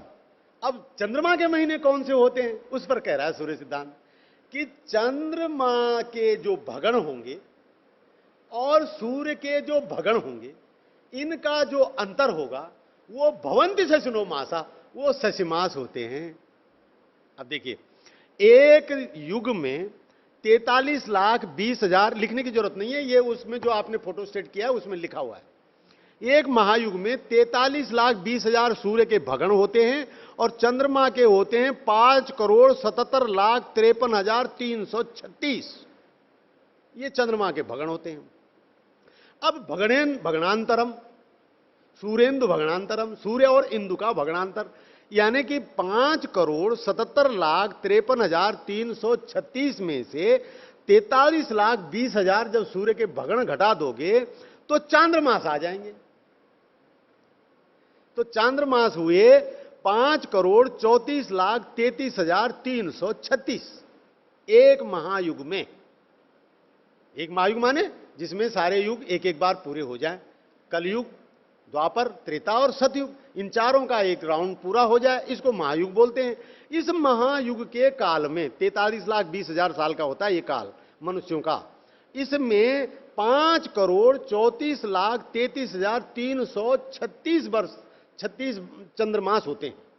इन चंद्रमासों में जो सौर मास हुए हैं उनको घटा दिया जाए तो 15,93,336 जो हैं वो अधिमास होते हैं। अब ये बात हम आपको इसलिए खुला करे हैं कि आपको अच्छा लगेगा कि देखिए हमारे सिद्धांत ग्रंथों ने कितना काम किया और उस युग में इतनी लंबी सोचना, यानी हमें जो दिख रहा है वो भी कम से कम 35-40 4,000 साल पहले का तो हमको दिख रहा है, और वास्तव में हकीकत में तो कब का है कुछ हम कह ही नहीं सकते, काल गणना का कोई अंदाजा नहीं दे सकते। लेकिन इतने सालों के जो हमारे पास रिकॉर्ड है, हम देख रहे हैं कि किस किस ने कितना कितना काम किया और कैसे कैसे चीज़ों को निकाला, और वो भी किसी ने निकाला तो उसमें त्रुटि रह गई, फिर दूसरे ने काम करा उसने त्रुटि रह गई, ये संशोधन चलता रहेगा। अब तक के पंचांग निकले, सब में एक ने के बाद एक ने गलत बताया, एक ने के बाद एक गलत बताया। अब इतने सालों के बाद दार्शनिक लोकेश आया, उसने सारे पंचांगों के ऊपर एक पंचांग ऐसा बना दिया। हो सकता है कोई और नया दार्शनिक लोकेश निकल करके इसमें भी फिर कोई कमी निकाल कर और शोधन कर दे। कुछ नहीं कहा जा सकता। हम जो सही कह रहे हैं वो आज की परिस्थिति में कह रहे हैं। आज हमने जहां पहुंचे हैं, जो ज्ञान हमने हासिल किया है, उस ज्ञान के साक्षी से मैं ये कह रहा हूं कि ये बिल्कुल शोधित है।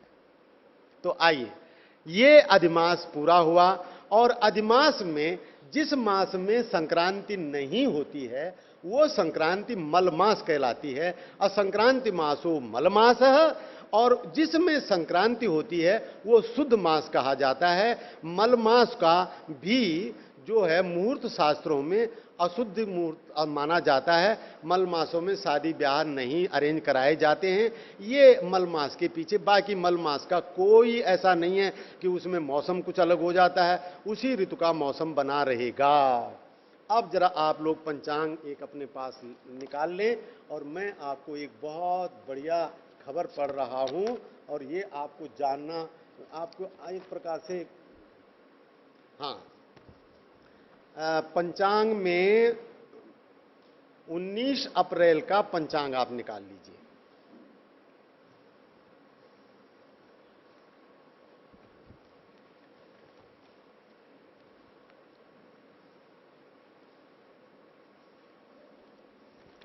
उन्नीस अप्रैल का, और मैं पढ़ के सुना रहा हूं आर्यव्रत केसरी को, और आप देखें जहां जहां घटित हो रहा होगा। कोई भी भारतीय पंचांग देख लीजिए, अधिकतम पंचांग 19 अप्रैल को ग्रीष्म ऋतु का प्रारंभ दिखा रहे हैं, यानी 19 अप्रैल को ग्रीष्म ऋतु लग गई। ये सारे पंचांग बता रहे हैं। हमारा जो पंचांग है ये भी आप देख रहे हैं, 19 अप्रैल को वृषभ संक्रांति 21:02 पर, ये 30 गते में देख लीजिए, पेज नंबर 43।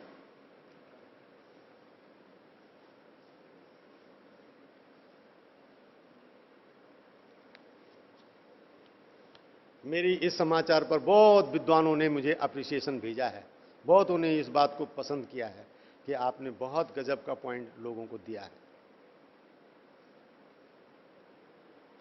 19 अप्रैल को देख लिया आप लोगों ने, वृषभ संक्रांति हो गई 21:02 पर।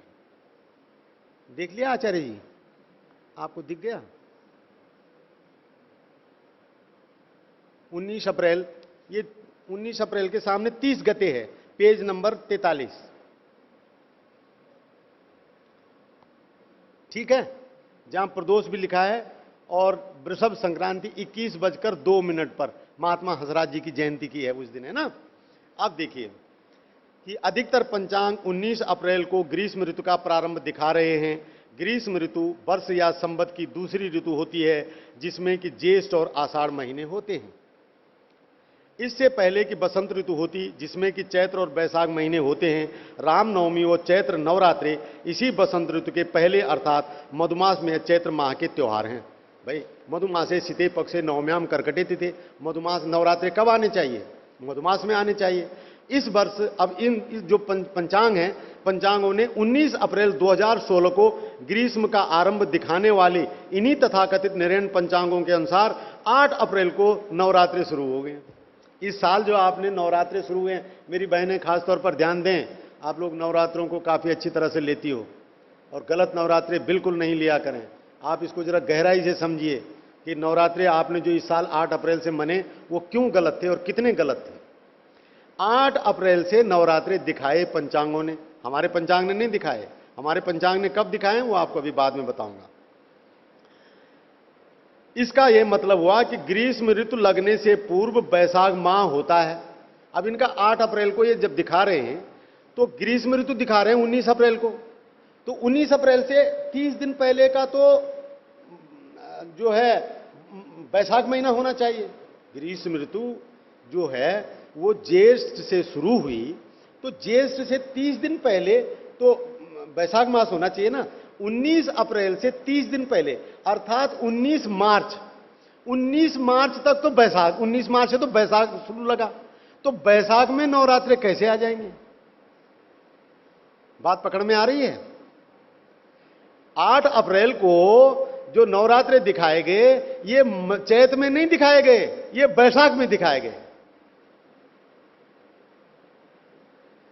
चैत्र जिसको महर्षि वाल्मीकि और संत तुलसीदास ने मधुमास कहा है, वो कैसे हो जाएगा 8 अप्रैल को? ग्रीष्म ऋतु लगने के 19 अप्रैल से ठीक 5 दिन पहले 15 अप्रैल को रामनवमी कैसे हो जाएगी? भाई ग्रीष्म ऋतु से कम 30 दिन पहले तो बैसाख खत्म होता है, और मधुमास है राम जी का जन्मदिन। राम जी को वाल्मीकि ने मधुमास में जन्मा हुआ बताया है, तुलसीदास ने मधुमास में जन्मा हुआ बताया है, और तुम उसे माधव मास में लगा रहे हो त्योहार को। कितने बड़े अफसोस की बात है, और पूरे भारत ने यह त्योहार मनाया है। आप भगवान राम जी का जन्मदिन गलत मना रहे हैं और कहते हैं उनको हमारे आराध्य देव। हम भी उनको मर्यादा पुरुषोत्तम अपनी संस्कृति का आधार मानते हैं, आधार मर्यादा का पुरुष मानते हैं, और हम उनका जन्मदिन गलत मना रहे हैं। क्यों मनाते हैं आप लोग? ऐसे ही आप लोग ऋषि दयानंद का जन्मदिन गलत मनाते हैं, ऐसे ही आप भगवान कृष्ण के जन्मदिन गलत मनाते हैं। क्यों? गलती आपकी बिल्कुल नहीं है, गलती है उन पंचांगों की जो ऋतुओं के आधार पर नियमित नहीं है और आपका मार्गदर्शन गलत कर रहे हैं। तो ग्रीष्म ऋतु लगने के 19 अप्रैल से ठीक 5 दिन पूर्व 15 अप्रैल को रामनवमी, चैत्र या मधुमास तो हो ही नहीं सकता। और अगर ये 15 अप्रैल वाला माह चैत्र है तो फिर बैसाख कहां गया? और फिर ऐसे बसंत ऋतु का क्या एक ही महीने की होगी? आपने बसंत से 1 महीने पहले, ग्रीष्म से 1 महीने पहले अगर मधुमास दिखाया है तो फिर बैसाख कहां गया? और अगर बैसाख को हटा ही दिया पूरा तो क्या बसंत ऋतु केवल 1 ही महीने की हुई? इन पंचांगों ने भी 19 फरवरी 2016 से बसंत ऋतु दिखाई है। स्वाभाविक है कि 19 फरवरी से चैत्र भी होना चाहिए था। यह वेद आज्ञा है। देखें यजुर्वेद का 13वें अध्याय का 25वां मंत्र। सवाल यह है कि अगर यह चैत्र है तो श्री रामनवमी फिर बैसाख में क्यों, या कि बसंत ऋतु केवल 11 दिन का ही क्यों? सवाल यह भी है कि जो वेदाज्ञा का उल्लंघन करे उसके अनुसार पर्व मनाए जाएं, उसका सामाजिक बहिष्कार होना चाहिए कि उसका आदर होना चाहिए? जो पंचांग वेद की आज्ञा का उल्लंघन करते हुए आपको गलत महीनों में त्योहारों को मनाने के लिए कह रहे हैं, आपको उनका आदर करना चाहिए कि उनका बहिष्कार करना चाहिए? हमारे महान भारतवर्ष की इससे बड़ी विडंबना और क्या हो सकती है? कहते हैं कि हम विश्व गुरु रहे हैं, हमें शक है भी नहीं इसमें। आप चाहेंगे तो मेरे पास इस पक्ष के बुनियादी तर्क हैं, लेकिन दुख तो यह है कि वर्तमान पंचांगालों ने कहीं का नहीं छोड़ा है। इनको देखकर लगता है कि क्या हम विश्व शिष्य भी कहला सकने के लायक हैं? वर्तमान में छप रहे सारे पंचांग गलत हैं। देखिए मैं प्रकाशित करके दे रहा हूं, एकों पत्रों में दे रहा हूं। हमारा वैदिक संसार मेरे धराधर लेख पे लेख छाप रहा है। मैं खुली तौर पर कह रहा हूं, यहां तक कि मैं अपने लेखों को बनारस हिंदू विश्वविद्यालय के प्रोफेसरों को भी भेजता हूं। वर्तमान में छप रहे सारे पंचांग गलत हैं और इनके कारण लोग अधर्म बरतने के लिए बाध्य हैं। मां भारती इनको सद्बुद्धि देवे। भारत माता की जय। प्रस्तुति सुमन कुमार वैदिक। मैं कहना आपसे ये चाह रहा था कि मल मासों का निर्णय गलत होने की वजह से और संक्रांतियों के आधार पर निर्णय न होने की वजह से सारी मास गणना आपकी गलत जा रही है। और अब हम आ रहे हैं 6 मास पर।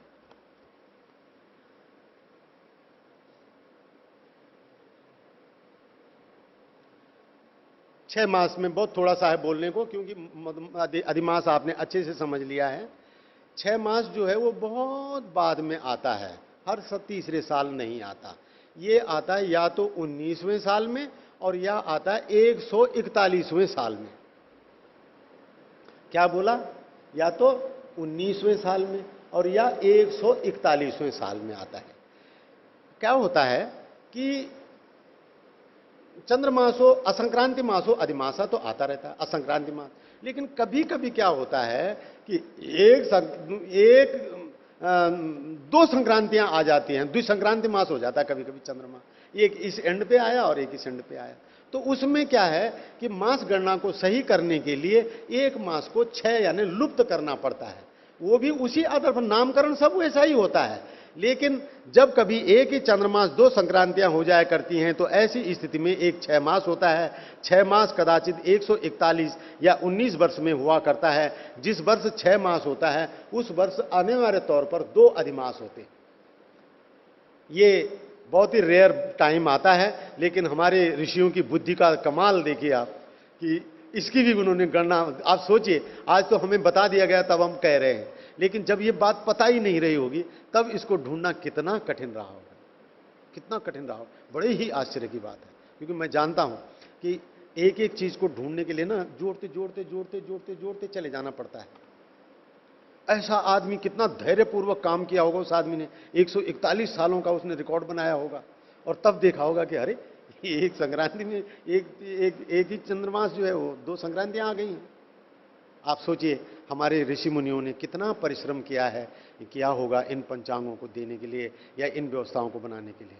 और हम, अगर आज मेरे को कई बार लोग ये भी तर्क देते हैं कि क्या सारे लोग पहले गलत थे, आप सही हो गए हैं, मैंने कहा इसका कोई जवाब नहीं हो सकता है। तो हर चीज में संशोधन होता रहता है और ये संशोधन आगे बढ़ता रहेगा। मेरी चीज को आप विरोध में क्यों ले रहे हैं, मेरी चीज को आप प्रगति में क्यों नहीं ले रहे हैं? आज मैं कह रहा हूं कि अगर हमने ये ढूंढा है तो ये मैंने ही नहीं ढूंढा है। मैं, समय बचेगा तो लास्ट में आपको बताऊंगा इस विषय पर, एक लेक्चर मेरा ये होगा कि किस किस आदमी ने खबरदार किया है कि पंचांग गलत जा रहे हैं। मेरे पास एक रिकॉर्ड है इसका, और बहुत पूरे 150 सालों का रिकॉर्ड है। लेकिन वही है कि वो जो है गणित करके नहीं दे सके, हमने ये गणित करके दिया है। तो ये 6 मास होता है, और 6 मास के बाद और आगे और पीछे अधिमास होते हैं। 6 मास के आगे और पीछे 141 साल में होता है। और इसके साथ ही एक चीज रह गई है, मुहूर्त। अब मैं कल शुरू करूंगा मुहूर्त को। आज का सिलेबस मेरा जो है वो पूरा हो गया। करण, गंडांत, अधिमास और 6 मास। 6 मासों के मैंने बारे में बता दिया है कि असंक्रांति मासो अधिमासा और द्विसंक्रांति मासो 6 मासा। 2 संक्रांतियां आने पर 6 मास होता है, और ये 141 साल में आता है। अगर इस साल आ गया तो या तो 19वें साल में आएगा और या फिर 141वें साल में आएगा। ये हुआ आपके, यह अतिरिक्त चंद्रमासी अधिमास कहलाता है। प्राय 32 सौर मासों के बाद एक अधिमास आता है। ये मास का आज पूरा हो गया। अब कल का प्रकरण हम मुहूर्त से शुरू करेंगे, बहुत बड़ा इंटरेस्टिंग है। और कल शाम से आप गंभीर ज्योतिष में प्रवेश होने वाले हैं। कल से कथा कहानियों की बात थोड़ा हल्की हो जाएगी, गणित का प्रकरण शुरू हो जाएगा, ये ध्यान रखें आप। इसलिए अब तक आपको जो कुछ बताया है, पढ़ाया है, इसको आप अच्छे से समझने की कोशिश करिए, ताकि कल जब हम आपको, कल शाम को जब लग्न में आपको प्रविष्टि कराएंगे तो आप आसानी से समझते चले जाएं, ऐसी मैं आपसे अपेक्षा करता हूं। अब मैं आपको थोड़ा सा समय शंका समाधानों के लिए दे करके और फिर आज का सत्र पूरा हो।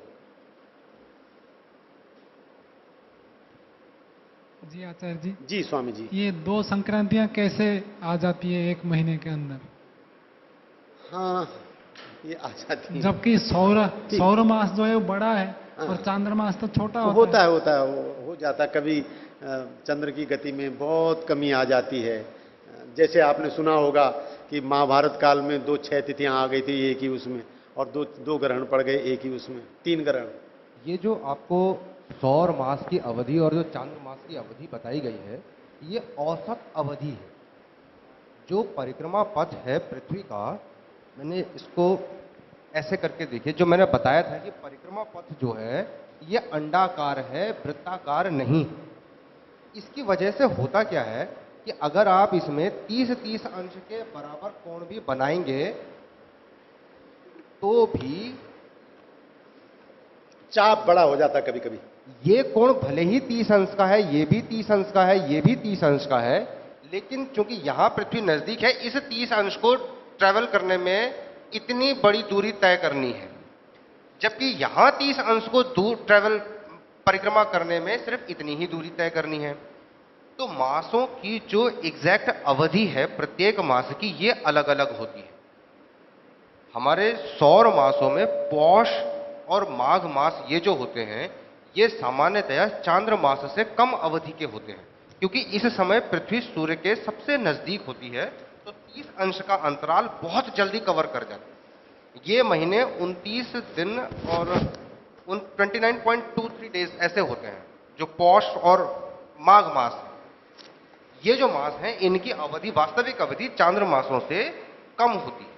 इसीलिए जो 6 मास आता है वो पौष और माघ में ही आता भी है। हाँ, ये सिर्फ पौष और माघ में ही आता है। ये कार्तिक में, ये आपको इधर नहीं मिलेगा। जून जुलाई के महीनों में, जेठ बैशाख आषाढ़, ये महीने जो होते हैं, इन महीनों में पृथ्वी सूर्य से दूर होती है, तो 30 अंश की दूरी को तय करने में ज्यादा समय लेती है। ये सौर मास चांद्र मासों से बड़े मास होते हैं।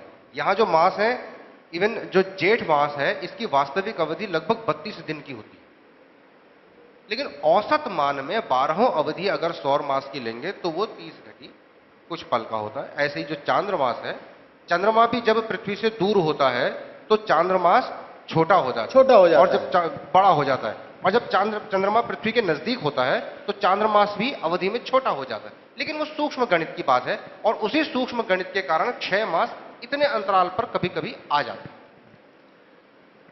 हम बोलिए बोलिए। पीछे 6 मास कब हुआ था अथवा आगे कब होने वाला, कुछ इसका मिल सकता है क्या? हमने हमारे यहाँ पंचांगों में जो पौराणिक पंचांग है, उनमें तो 6 मास बीच में आया था 2002 या 3-4 में। हाँ, ये 2003-4 में कहीं आया था 6 मास, लेकिन हमारे पंचांग के अनुसार अभी हमको ज्ञान नहीं है। अभी हमको बहुत टाइम लगेगा इसको निकालने में, क्योंकि उनके गणित में जो आता है वो हमारी गणित में नहीं आता है। उनकी संक्रांतियां गलत हैं, वो संक्रांतियां ही गलत देते हैं, तो इसलिए उनकी जो त्योहार हैं वो गलत आते हैं। अभी हमारा वो एक प्रक्रिया है, और अभी इसका ऐसा उत्तर हमको नहीं दे सकते आपको कि कौन से साल में या। अभी हमारे सिर्फ 10 ही वर्षों के पंचांग बने हैं, और 10 वर्ष, लेकिन हमारा पंचांग जो बना है वो बिल्कुल 100% सही है, शुद्धतम है। हाँ, दावे के साथ। और किसी को कुछ पूछना हो? जी नहीं, मैं प्रश्न नहीं, एक सूचना दे रहा हूं कि एक संचिका आपके बीच में आ रही है, जिसमें आप अपना नाम, पता और दूरभाष संख्या लिख देंगे। संचिका आगे आगे चलती जाएगी, तो लिखते जाइएगा। एक निवेदन मेरा भी है आप लोगों से कि आप में जिन जिन लोगों ने पंचांग लिया है, वो लोग सब मुझे अपना पता लिख करके एक कागज में दे दीजिएगा, या मैं आचार्य श्री से अनुरोध करूंगा कि एक कॉपी ऐसी दे दी जाए, ये सब लोगों में घूमती चली जाएगी और वो अपना पता लिखते रहेंगे। इसी में कर देते हैं जो पता है। हाँ है? हाँ, जिन्होंने पंचांग लिए हैं और जिन लोगों ने पंचांग वापस करने हैं बाद में, जरा वो लोग बता दें कितने हाथ खड़े करके। कुछ लोग ऐसे हैं जिन्होंने पंचांग लिए हैं और वापस करेंगे, अभी करेंगे। हाँ ठीक है, बिल्कुल सही है। 1 2 3 4 5 6 7 पंचांग वापस आएंगे। दरअसल हम ये थोड़ा जान रहे हैं ना, हमारे पास 70 पंचांग थे और 10 हमारे पास बचे हुए हैं, और अच्छा वो भी चले गए, अच्छी बात है। तो हम देख रहे हैं कि पंचांगों का जो पैसा आया है वो उसकी अपेक्षा उतना आया नहीं है, तो ये पता हो जाए कि कितने वापस आ रहे हैं। उसमें गुरुकुल में जो गया है उसका पैसा भी आपके पास नहीं आया है, वो हम अंत में दे देंगे आपको। हाँ कोई बात नहीं, धन्यवाद, कोई बात नहीं है, कोई नहीं। मैं ये इसलिए पते मांग रहा हूँ आपको कि आप लोगों को ये अगले साल भी पंचांग भेजा जाता रहे, और आपसे मेरी बिल्कुल ये खास विनती है कि इस आंदोलन को आगे बढ़ाना है तो आपको पंचांग को लेना है और त्योहारों को पंचांग के अनुसार मनाना है। इसमें ऐसा करते हैं, जो पता लिखा जा रहा है, हाँ। जिनको पंचांग चाहिए, हाँ, वो अपनी संख्या के आगे राइट हाँ। का चिन्ह लगा दें। लगा ले, ठीक है, ठीक है। जिनको आगे भी चाहिए, हाँ, वो ठीक उसमें है। राइट का चिन्ह ठीक आगे है, लगा दें ठीक अपना। जी, और कोई प्रश्न हो तो? जी बोलें बोलें, वो माइक दीजिए उनको, ये पीछे जरा माइक दे दीजिएगा। थोड़ा मैं जरा चाहूंगा कि अपने शुभ नाम भी बोल लिया करें, जिनको शंका है तो थोड़ा मैं आपको नाम से भी, शुभ नाम से भी जान जाऊंगा। अच्छा है, अभी परिचय भी कराना है मेरे को, तो आप लोगों का किसी का भी नाम भी पता नहीं है। ये जो एक संचिका बहन बड़ी इंटरेस्ट ले रही हैं, बहुत अच्छा मुझे लगा। कल पूजा डांग कोई है, आज कहाँ गई? वो तो बहुत ज्यादा। पूजा डांग आप हैं? अच्छा अच्छा बहुत अच्छा लगा आपसे कल मिल करके, बहुत सुंदर। ये जो संचिका आ रही है, इसमें पता अपना पूरा लिखें, भले ही 2-3 पंक्तियों में लिखें, और क्रम संख्या भी उसी तरह लेते जाएं। पूरा पता लिखें ताकि डाक से कुछ भेजना हो तो भेजा जा सके। जी बोलें। आप आचार्य कुछ जी, शंका रख रहे थे। जिस जो ये 6 मास होता है, हाँ मान लीजिए वैशाख मास 6 मास है, हाँ तो क्या चैत्र के बाद ज्येष्ठ आ जाएगा? नहीं, पहली बात तो जैसा हमने बताया, 6 मास जो है वो वैशाख में आता ही नहीं है। 6 मास तो माघ 6 मास सिर्फ पूस माघ और कार्तिक में आता है। बस इन्हीं 3 महीनों में आ सकता है, इसके अलावा किसी और महीने में नहीं आ सकता। आ ही नहीं सकता, वो परिधि वाली बात बनती नहीं ना। अच्छा, पौष में आ सकता है। पौष में आ सकता है। तो 6 मास कैसे होगा? माघ, पौष माघ फाल्गुन ऐसे है। पौष माघ अगर 6 मास ऐसा है कि जो 6 मास होता है ये कार्तिक और पौष में ही आता है। क्या 11 महीने होते हैं वर्ष? तो मासों की गिनती कैसे होगी? कार्तिक के बाद पौष नहीं बोलेंगे, सीधे माघ बोलेंगे। नहीं नहीं, उसमें ऐसा है ना कि दो संक्रांति मासो 6 मासा, 2 संक्रांतियां आ गई, तो जो पहली संक्रांति वाले से पहला होगा वो अधिमास, बताया ना आपको, 2 अधिमास भी तो आते हैं उसमें। तो 2 अधिमास आने से संक्रांतियों से रहित जो महीने हैं वो उसमें निकल जाएंगे, और तीसरा महीना ऐसा आ जाएगा जिसमें संक्रांति पड़ जाएगी, वो शुद्ध हो जाएगा। वो क्रम मैं पूछ रहा हूं, जैसे मार्गशीर्ष, पौष, माघ, फाल्गुन, ये क्रम है। मार्गशीर्ष में 4 पखवाड़े आ गए, हाँ और पौष को छोड़ा, माघ में फिर 4 पखवाड़े आ गए, हाँ, और पौष आया ही नहीं, ऐसे होगा क्या? पौष आएगा ही आएगा ही नहीं पौष, पौष आएगा नहीं। तभी 6 होगा ना। जी जी। 6 का मतलब मल वो लुप्त हो जाना। मलमास में एक्स्ट्रा बना हुआ है, मतलब सत्ता है, और 6 में सत्ता ही लुप्त हो गई। ठीक, आगे किसी को और पूछना हो? हाँ जी, पूछिए पूछिए सिनेमा पूछिए। ओम, मेरा नाम दिलीप है। ये पंचांग के पृष्ठ संख्या 51 में जी, इसमें जो गते हैं वो 30 के बाद में 31 भी लिखा हुआ है। कौन से 51 में? हाँ जी, किस में लिखा है? गते गते 31 गते भी है। हाँ बिल्कुल ठीक बात है। तो मैं ये पूछना चाह रहा था कि जब 30 अंश में 81 पूरी हो जाती है तो जो 31वां है तो फिर उससे तो दूसरी राशि प्रारंभ होनी नहीं, चाहिए। नहीं नहीं तो नहीं नहीं नहीं, देखिए 30 जो है वो अंश हैं, यानी सूर्य 360 अंश ही घूमता है साल भर में, लेकिन दिन जो है वो 365 होते हैं। तो कभी कभी किसी अंश में उसको ज्यादा टाइम भी लग गया, 25 घंटे का दिन हो गया, 25 घंटे का भ्रमण हो गया उसका, तो टाइम एक्स्ट्रा भी लगता है। तो दिन महीने में 5 महीने ऐसे हो जाते हैं जिनमें दिन एक्स्ट्रा भी हो जाते हैं। जैसा अभी आपको बताया कि ये परिक्रमा पथ जो है अंडाकार होने से जो महीने, जिन महीनों में पृथ्वी एकदम दूर होती है वहां 30 अंश दूरी तय करने में 30 दिन से ज्यादा समय लगता है। ये 30 जो अंश, 1 अंश प्रतिदिन की गति है, ये औसत गति है। वास्तव में सूर्य कभी कभी 1 अंश से ज्यादा भी चलता है एक दिन में, और कभी 1 अंश से कम भी चलता है। ये औसत गति है।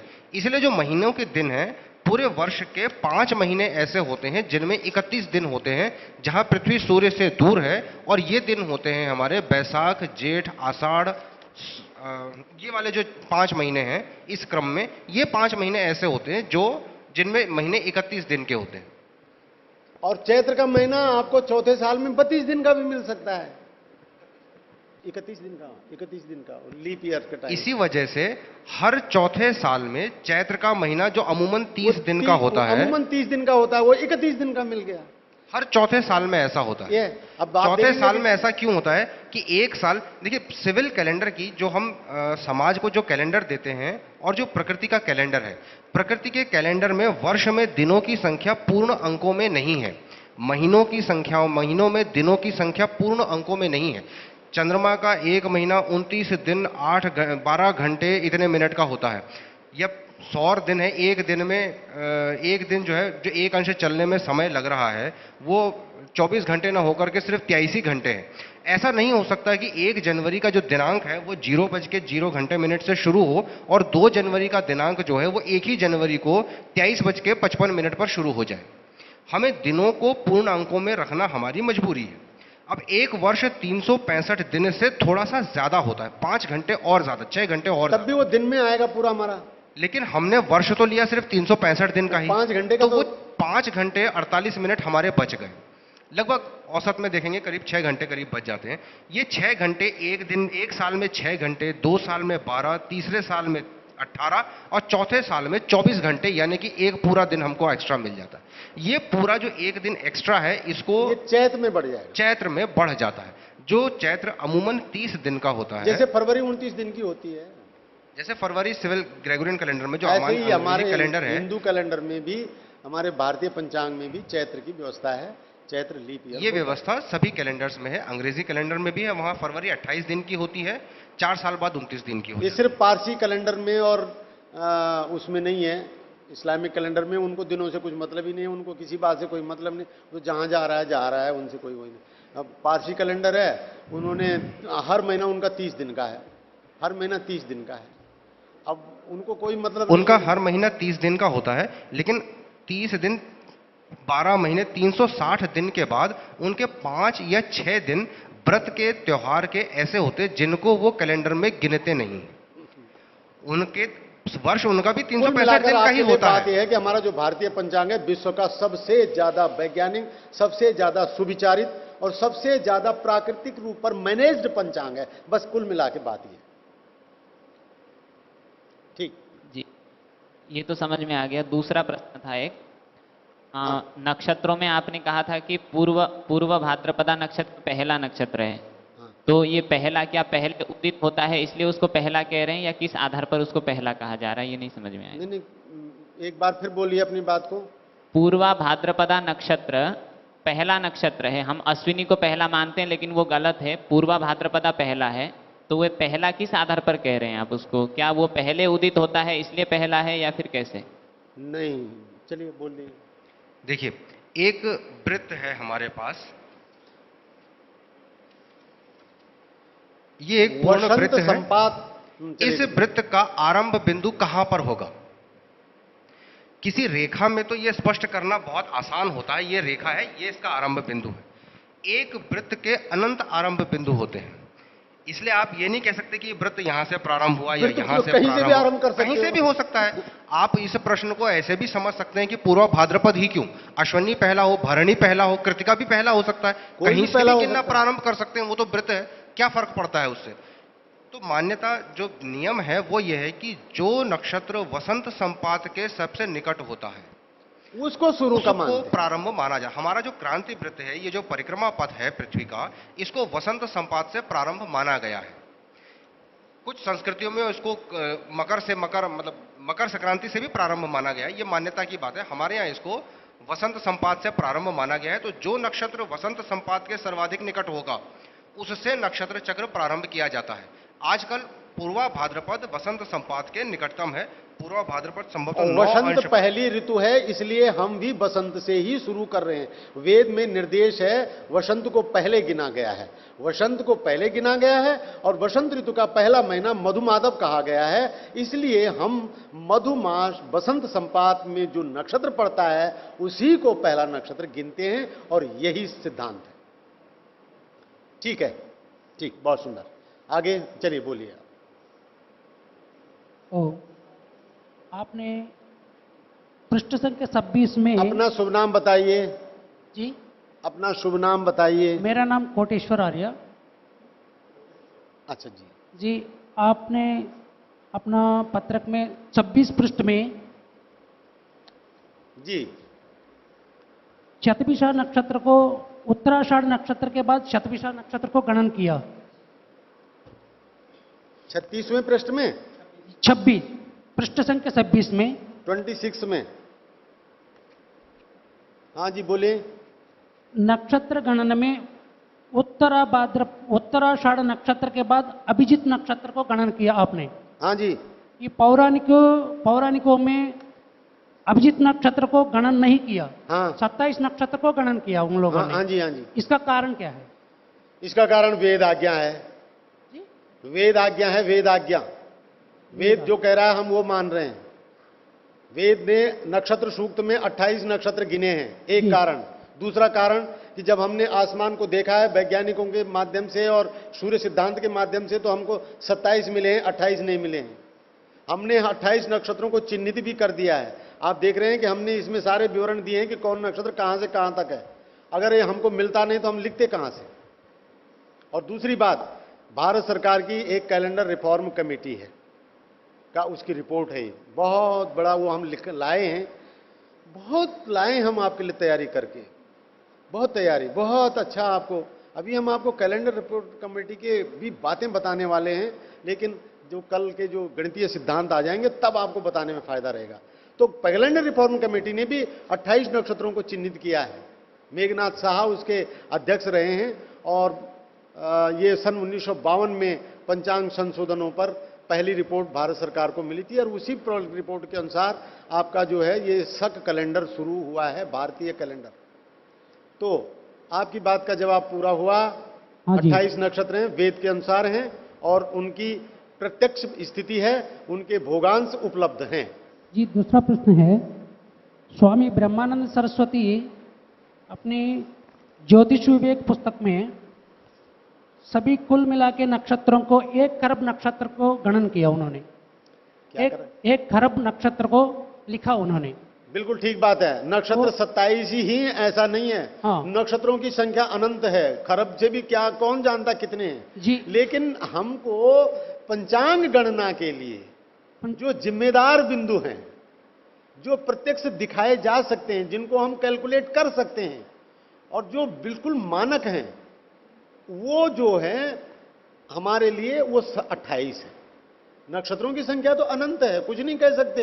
अकेले जो भारत का मौसम विज्ञान है वो 910 नक्षत्रों के लॉन्गिट्यूड देता है। हमारा विषय क्या है? हमारा विषय पंचांग बनाना और पंचांग को सिद्धांतिक तौर पर प्रस्तुत करना है। तो आप 12 ही महीने आपको देंगे, 12 महीने देंगे, 6 ऋतुएं देंगे, 2 अयन देंगे, बसंत संपात देंगे, शरद संपात देंगे, उत्तरायण देंगे, दक्षिणायण देंगे और 28 नक्षत्र देंगे। ठीक है। चलिए पूछिए आप। हाँ हाँ ठीक है, आर्य जी आगे बोलिए। ओम। ओम। आदरणीय आचार्य जी, जी मेरा प्रश्न है कि आपने बताया था कि मलमास महीनों को अशुभ माना जाता है और इसमें शादी ब्याह करने की अनुमति नहीं होती है, ऐसा पौराणिक लोग मानते हैं। और पीछे आपने बताया था कि पूर्णिमा को अशुभ यानी कि विचार दृढ़ नहीं होते हैं और जो भी कुछ यहाँ पे शोध हुए हैं उन शोधों के अनुसार पूर्णिमा के लोग आत्महत्या ज़्यादा करते हैं या अपराधों की संख्या ज़्यादा होती है। तो यहाँ पे मेरा ये प्रश्न है कि क्या मलमासों को भी अशुभ किसी चंद्रमा से संबंधित करके माना जाता है क्या? नहीं, मलमासों के संदर्भ में अभी कोई ऑब्जर्वेशन सामने नहीं आया है।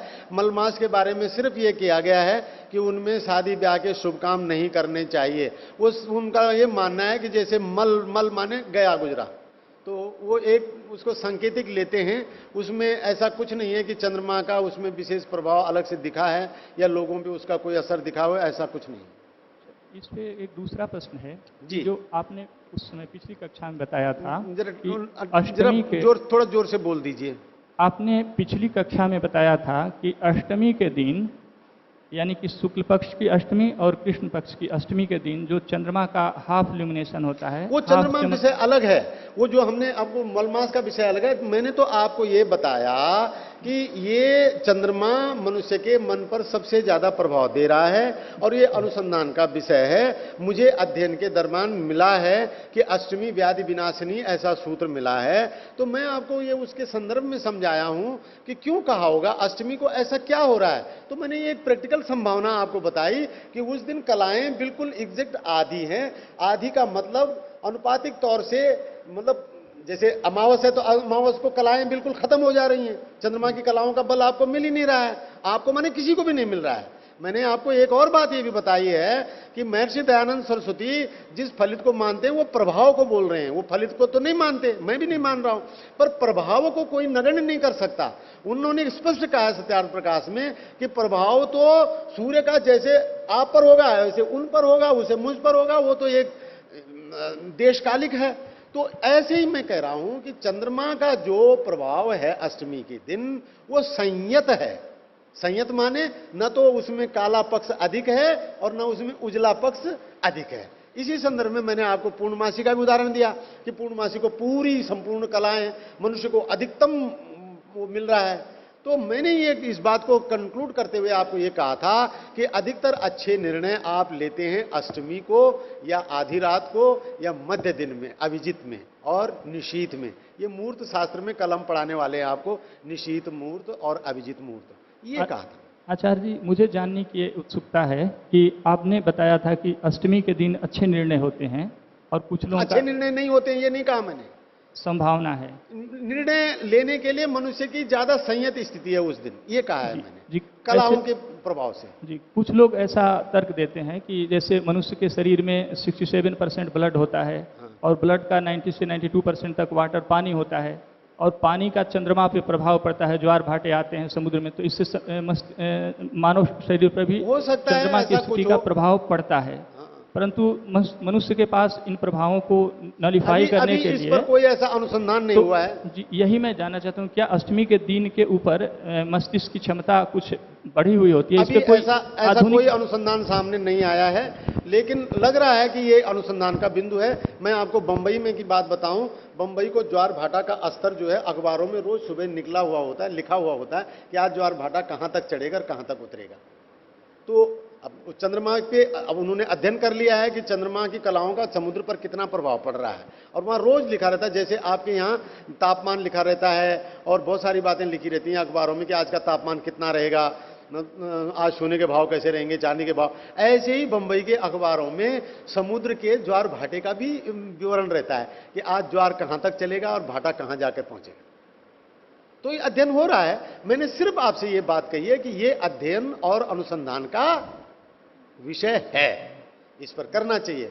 और मैं समझता हूं आर्य समाज के लोग जब ज्योतिष पे आएंगे तो वो इसमें ज्यादा अच्छा अनुसंधान करेंगे, क्योंकि उनका फलितीय पक्ष जो है वो नहीं है। धन्यवाद आचार्य जी। ठीक है, धन्यवाद। ओम ओम चलिए बोलिए बोलिए। ओम ओम ओम जी ओम। सुकामा इधर आचार्य जी। हाँ अच्छा, आप जी। कहाँ थी अभी तक? आप तो सर, थी ही नहीं। क्षमा करें, मेरी चोट लग गई हाँ थी। ठीक है, कर दिया। और आप वो जो आप दिन में कह रही थी वो जरा एक पर्ची पे मुझे लिख के दे दीजिएगा। अभी पढ़ दूं या लिख के? हाँ दे दीजिएगा, लिख के दे दीजिएगा। मैंने उसका पूरी तौर पर उत्तर देना है, लिखित में उत्तर दूंगा मैं उसका। अच्छा ठीक। ठीक है, धन्यवाद। बोलिए। सूर्य सिद्धांत के प्रथम अध्याय के 22वें पृष्ठ पर एक पंक्ति है कि ब्रह्मा का 51 वर्ष चल रहा है। मेरी जिज्ञासा ये है कि ये ब्रह्मा को विशेषित किया जाए, ये ब्रह्मा कौन है? ब्रह्म से भिन्न है या ब्रह्मा ऋषि के बारे में है? ये ब्रह्मा किसको कहते हैं? इनकी वर्ष की गणना कैसे की जाती है और इस ब्रह्मा का कार्यक्षेत्र क्या है? हाँ देखिए, हम एक पीरियड में आप लोगों को सृष्टि गणना पर भी कुछ बात करने वाले हैं। उस सृष्टि गणना के विषय में हम आपकी इस बात का उत्तर लाने की कोशिश करेंगे। ठीक है, तो अभी यह है कि अभी आधा अब हो जाएगा, आधा तब हो जाएगा, तो जरा ठीक से पुष्टिपेषण हो जाएगा। हम उस पर कुछ कहना चाहेंगे आपको, और जरूर कहेंगे कि ये ब्रह्मा की आयु को हम क्या समझते हैं, संकल्प मंत्र क्या समझता है, और सूर्य सिद्धांत या और सिद्धांत कोई भी जैसे कहते हैं ना कि पुराण मितेव न साधु सर्वम, जितना लिखा हुआ है, जितना पुराणों में है वो सब सही ही है, ऐसा नहीं है। हमारा क्या दृष्टिकोण है और हमने कैसे लिया है, ये बात हम आपके सामने रखेंगे। ठीक है, हम जरूर बोलेंगे इस विषय पर। जैसे हमने कल आदरणीय रूप जी को बताया था कि हम इस विषय पर आपको मल मास और उसके बारे में कल बताएंगे, तो ऐसे ही आपका ये विषय लिखित में वो आज चर्चा में आना है, तो हम उसमें इस बात का जवाब देंगे। ठीक, आगे बोले। आचार्य जी, ये नक्षत्र गणनांत में आप जरा थोड़ा जोर से बोलेंगी, मुझे ये सुनाई नहीं। नक्षत्र गणनांत में हमने जो गणना की थी, इसमें 2 बार तो हमने एक ही नक्षत्र की पुनरावृत्ति की हुई है।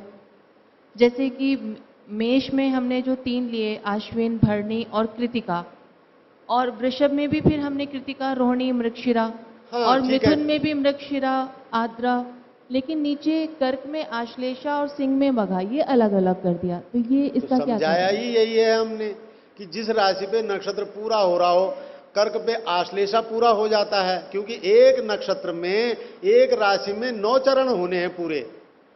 जैसे मेष राशि में अश्विनी के 4, भरणी के 4 और कृत्तिका का 1। 9 चरणों की एक राशि होती है नक्षत्रों के हिसाब से। तो स्वाभाविक है कि 9 चरण में जब अश्विनी मेष राशि होगी तो मेष राशि के अंत में कृत्तिका के 1 चरण रहा, बाकी बचे 3। अब वो 3 चरण कहां जाएंगे? तो वो 3 चरण वृषभ राशि में आएंगे। तो वृषभ राशि जो बनेगी वो कृत्तिका के 3 चरणों से और रोहिणी के 4 चरणों से और मृगशिरा के 2 नक्षत्रों से बनेगी। अब मृगशिरा के 2 नक्षत्र चरण बच गए, तो अब ये 2 नक्षत्र फिर अब तीसरी राशि में आएंगे। मिथुन के मृगशिरा के 2, आर्द्रा के 4 और फिर क्या बचा? वरुणी, कृतिका, रोहिणी, मृगशिरा, आर्द्रा, पुनर्वसु, और पुनर्वसु के 3, नहीं पुनर्वसु का 1। कितने हुए? 3 हुए। 3 पुनर्वसु के 3, 2 और 4 7, 4 और 2 6 और 3 9, 9 पूरे हो गए। अब पुनर्वसु का 1 चरण और पुनर्वसु का 1 चरण और पुष्य का 4 चरण और आश्लेषा का 4 चरण। तो गंडांत नक्षत्र कहते ही वहां हैं जहां पर नक्षत्र पूरा हो गया और अब दूसरा नक्षत्र समूचा जुड़ रहा है। मैंने एक गन्ने का उदाहरण दिया था, गन्ने की जहां गांठ तहां रस नहीं। गन्ना पूरा डंडा चला और बीच में गांठ पड़ गई, वहां से फिर नया डंडा शुरू हो गया। तो ऐसा ही है राशि, जहां ये राशियों का पूरा नक्षत्र खत्म हो रहे हैं और जहां से नया नक्षत्र जुड़ रहा है उस स्थिति को गंडांत कहते हैं। जी धन्यवाद। ठीक है, धन्यवाद। आगे ओम। चलिए बोलिए। जी, ये जो राशियां होती हैं, इन राशियों के जो नाम हैं, इनका नामकरण किस आधार पर है? क्या इससे संबंधित? राशियों का नाम का आधार देखिए ऐसा है कि मेष राशि, लेकिन आज स्थिति में ये सिद्धांत फेल हो चुका है।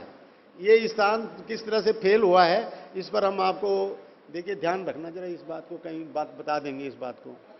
चलो बता रहे। जो राशियों के नाम रखे गए, एक तो आपको ये पता चल गया होगा कि राशियां वैदिक नहीं है, ये राशियां भारत में नहीं बनी थी, ये ग्रीक हैं, यवन हैं। वहां इन राशियों के नाम इस क्षेत्र में पड़ने वाले ताराओं की आकृति के आधार पर रखे गए हैं। आप देखते हैं ये मनुष्य की कल्पना की विशेषता है कि वो जहां देखता है वहां कुछ ना कुछ आकृति ढूंढ ही लेता है। तो ग्रीक ऋषियों ने, ग्रीक मनीषियों ने आसमान में जब तारे देखे तो विभिन्न तारा समूहों में आकृतियां ढूंढी। मेष राशि जो है उसमें एक मेढ़े की आकृति दिखाई देती है उनको। ये अगर आप दिखा लो, मैं आपको दिखा देता हूं कि ये राशियां जो हैं एक सॉफ्टवेयर के माध्यम से कि ये राशियां किस तरह से आसमान में दिखाई देती हैं। कुल मिलाकर के आपकी बात का सीधा सा जवाब ये है काल्पनिक विषय है। उस क्षेत्र में ये काल्पनिक विषय है। वो आकृति उस समय उतने साल पहले वैसी दिखती थी। सिंह राशि में सिंह की राशि दिखती है, लेकिन अगर आप उसे बहुत कल्पना करके देखेंगे तभी दिखाई देगी।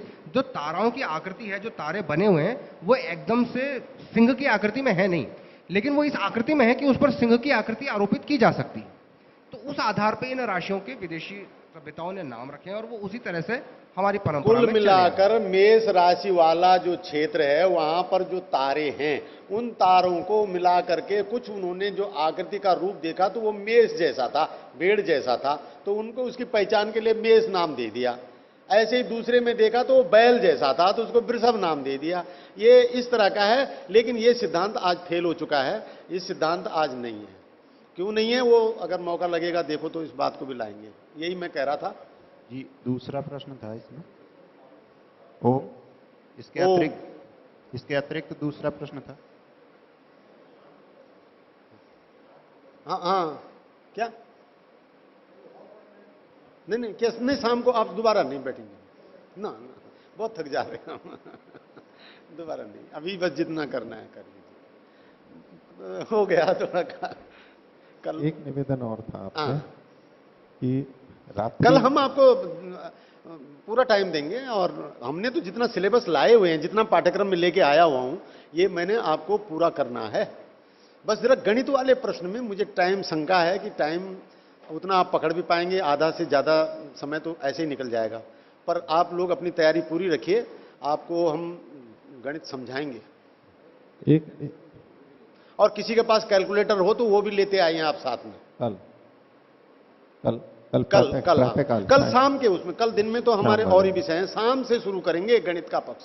जी जी, एक निवेदन और था कि इसका पास हो कि यदि किसी दिन रात्रि में आप कुछ नक्षत्रों को प्रत्यक्ष दिखा सकें, रात को या सुबह सुबह। हाँ, क्या चल रहा है आजकल है, हाँ दिखा देंगे हम आज। मैं दिखा दूंगा, अगर यहाँ मतलब मौसम खुला रहे।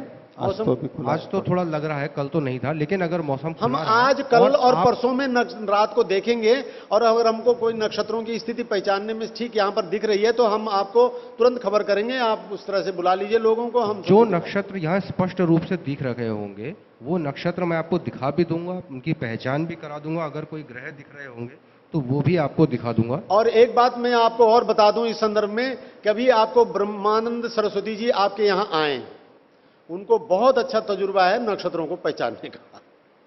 तो आप उनको, ये अपने छात्रों को, अपने आचार्यों को, अपने सब लोगों को आप उनको बोलिए कि हमें आप नक्षत्र देखिए। मेरे को एक प्रेरणा हो गई, ये बात पूरी हो गई। मेरे को एक बड़ी प्रेरणा आपके रोजड़ में कहाँ से मिली। रोजड़ में एक छात्र ने मुझसे, वो आचार्य और शास्त्री कुछ भी रहे हों, लेकिन उन्होंने बहुत अच्छा सवाल कहा। उन्होंने कहा, आचार्य जी आपका भाषण सुन के बहुत प्रभावित हुआ और मेरी धारणाएं बदल गई हैं ज्योतिष के प्रति। मैंने कहा बहुत खूब, अच्छा है, लेकिन बोले आर्य समाज में ज्योतिष के बारे में क्यों नहीं है वो। ऐसी चर्चा चली तो वो बोले कि आर्य समाज में केवल ब्रह्मानंद सरस्वती जी को कहा जाता है कि उनको कुछ ज्ञान है, लेकिन उन्होंने आर्य समाज में और लोगों को ये ज्ञान देने की कोई कोशिश की हो, इसकी मुझे जानकारी नहीं। मुझे बड़ा अच्छा लगा उस व्यक्ति का। बोले समस्या ये है कि आर्य समाज में कोई आगे आ ही नहीं रहा है इस चीज को, ज्योतिष को आगे लाने के लिए। तो मैंने कहा क्या तुम्हें नहीं दिखता है कि मैं कितना काम कर रहा हूं इसमें। मैं आज यहां आया हूं तो ऐसे ही तो आया हूं। और तो मुझे ये मिली, मैं इस बात को आपके सामने स्पष्ट कर रहा हूं कि अब लोग ये महसूस कर रहे हैं कि आर्य समाज में ज्योतिष का पक्ष क्यों है ऐसा भुलाया हुआ। ब्रह्मानंद सरस्वती को अगर ज्योतिष आता है तो उन्होंने ऐसी कोशिश क्यों नहीं की कि लोगों को वो समझाएं, पढ़ाएं, क्लासें लें और बताएं, क्यों नहीं किया। कुछ भी, किसी को भी नहीं। बल्कि एक आदमी, कोई वेदाधार है कोई आदमी है, वेदाकर जी, वेदाकर, उस आदमी को बड़ी जिज्ञासा है ज्योतिष सीखने की। और उनने मुझसे कहा था, मेरी एक मजबूरी होती है कि मैं जून से लेके फरवरी तक किसी को समय नहीं दे सकता, क्योंकि हम अब पंचांग पे बैठ जाएंगे। एक एक दिन हमारा बहुत वो लग जाता है। अब बेटे हमारे उत्तरकाशी में रहते हैं, दूसरे बेटे हमारे पूना में रहते हैं, मैं ग्रेटर नोएडा में रहता हूं। ये तो भगवान भला करे इंटरनेट का, हम इंटरनेट के माध्यम से घंटों जुड़े रहते हैं, तब काम ये पूरा कर पाते हैं। वो भी उत्तरकाशी में, उनके यहाँ कभी नेट की समस्या हो जाती है। तो अब ये जाऊंगा नेट, हम दोनों वहां उत्तरकाशी चले जाएंगे। मैं कहने का मेरा मतलब ये है कि जून से लेके फरवरी तक हमारे पास समय नहीं है। फरवरी से लेकर के और जून तक आप लोग अपने अपने स्थानों में, आप जहां चाहें मुझे बुला सकते हैं। मैंने पहले भी कहा है, और मेरे पास भी आ सकते हैं। कोई आदमी मेरे पास आएगा, देखिए मैं आपको आने जाने का किराया भाड़ा तो कुछ नहीं दे पाऊंगा, लेकिन रूखी रोटी, जो दाल सब्जी जो मैं खाऊंगा वो आपको मिलेगी, आप मेरे यहां रह जाएंगे।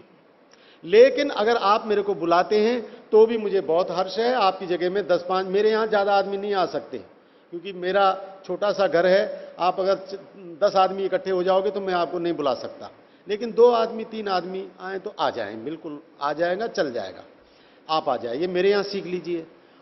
फरवरी और जून के बीच में नहीं, वो जून और फरवरी के बीच में नहीं। अब अगर आप मुझे अपनी जगह बुलाते हैं तो वही जून तक आप मुझे बुलाइए। हमारा, मैं और मेरी पत्नी दोनों आते हैं। 2 आदमियों का आपको मार्ग व्यय देना होगा, मेरे घर से लेके अपने घर तक का। बाकी आपसे कोई पैसा किसी तरह का नहीं लिया जाएगा, ये मैं घोषणा पूर्वक आपको यहां पर कह रहा हूं। आप बुलाइए, पूरे देश में बुलाइए, मुझे जहां जहां बुलाना है आपको बुलाइए, लेकिन इस ज्योतिष की ज्वाला को ठीक से प्रज्वलित करके रखिए और त्योहारों को मनाना शुरू करिए। गलत पंचांगों को बिल्कुल अपने जीवन में आने से बायकाट कर दीजिए। समझ लीजिए हमारी तपस्या सफल हो गई। और उस छात्र ने जो मुझे उस दिन प्रेरणा दी थी कि मेरे को लगा कि हाँ ये बहुत सही बात कर रहा है, तो मुझे लगा कि मैं पहले भी शुरू तो कर ही चुका हूं, पर मैंने उनकी बातों से और आपको लगा कि आप निश्चिंत रहिए, मैं इस पर पूरी प्रबलता से काम कर रहा हूं। और मैं सिर्फ ये है कि मुझे जो जहां बुलाएगा, अभी मेरा अगला कार्यक्रम बहन नंदिता जी ने मुझे बनारस के लिए आमंत्रित कर रखा है। पर मैंने उन्हें उस समय ये कह दिया था, जैसे मैंने आचार्य श्री को भी ऐसे ही कहा था कि ठीक है, मैंने आपका आमंत्रण स्वीकार कर लिया, मैं देखूंगा कि मेरा कब मिलना होगा, मैं उसके हिसाब से आपको बुला लूँ, आपके यहाँ आ जाऊंगा। ऐसे ही मैंने बहन नंदिता जी को अभी समय नहीं दिया है, लेकिन निश्चित ही अब जून पूरा हो गया है, अब मेरा जाना कठिन है, पर मैं अब बनारस में अगला शिविर लूंगा। ठीक, और किसी को कोई बात तो नहीं कहनी है? तो इसके साथ ही आज का ये सत्र पूरा हुआ।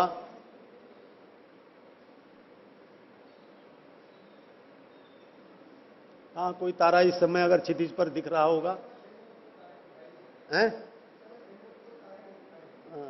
दिन में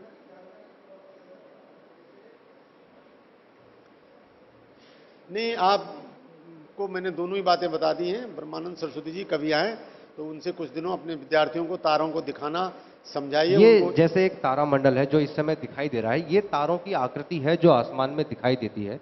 ये सिंह नक्षत्र है, सिंह तारा है, तारा मंडल। इसमें जो आकृति की कल्पना है ना, वो इस तरह से है। आप देखेंगे इसके पैरों की तरफ को कोई तारा नहीं है। जो तारे की आकृति बनी हुई है उससे सिंह की एक काल्पनिक कल्पना है। इसका कोई वास्तविक आधार या कोई सैद्धांतिक या कोई नियमित या वैज्ञानिक आधार नहीं। ये है तारों की आकृति। आसमान में अगर आपको इस तरह से तारे दिखाई देंगे तो आपको तारे इस तरह से दिखाई देंगे। इस पर सिंह की कल्पना उन्होंने कैसे करके करी है वो तो वही ही जाने, लेकिन ये सिंह तारामंडल कहलाता। ऐसे ही ये कन्या तारामंडल कहलाता है। इसमें तारों की आकृति इस तरह से बनती है। इसके इन बिंदुओं पर यहां पर, यहां, यहां, यहां, यहां, यहां, यहां, ये जो कोण है, यहां पर तारे स्थित हैं। आकृति वास्तव में ऐसी बनती है, लेकिन इस पर कन्या की एक आकृति आरोपित है, कल्पना से है। ये कल्पना से आरोपित है। इसको आप ढूंढने जाएंगे तो हो सकता है आपको इसमें कन्या की आकृति दिखाई ना दे। अगर आपको जो कन्या की जगह कोई और चीज देखना चाहेंगे, हो सकता है आपको वैसा दिखने लग जाए। आकृति वास्तव में ऐसी है, ये तारों की आकृति। इसमें रस्सी को सांप भी देख सकते हो, रस्सी भी देख सकते हो। इसमें से कई तारे ऐसे हैं जो दिखते ही नहीं है। ये जो तारा मैंने चिन्हित करा अभी, ये चित्रा नक्षत्र है। बहुत हल्का नक्षत्र है। ये नक्षत्र दिखाई देना बड़ा मुश्किल होता है। ठीक है बेटा, आज इतना ही रखते हैं, क्योंकि बहुत ज्यादा जो है ये है काल्पनिक विषय। ठीक है, आज इतना ही, पर इसी विषय को दोबारा भी लाएंगे। ठीक है, इसके साथ ही आज का सत्र आपके सहयोग से पूरा हुआ। बहुत बहुत धन्यवाद आपका। शांति पाठ। ओम शांति शांति शांति। धन्यवाद।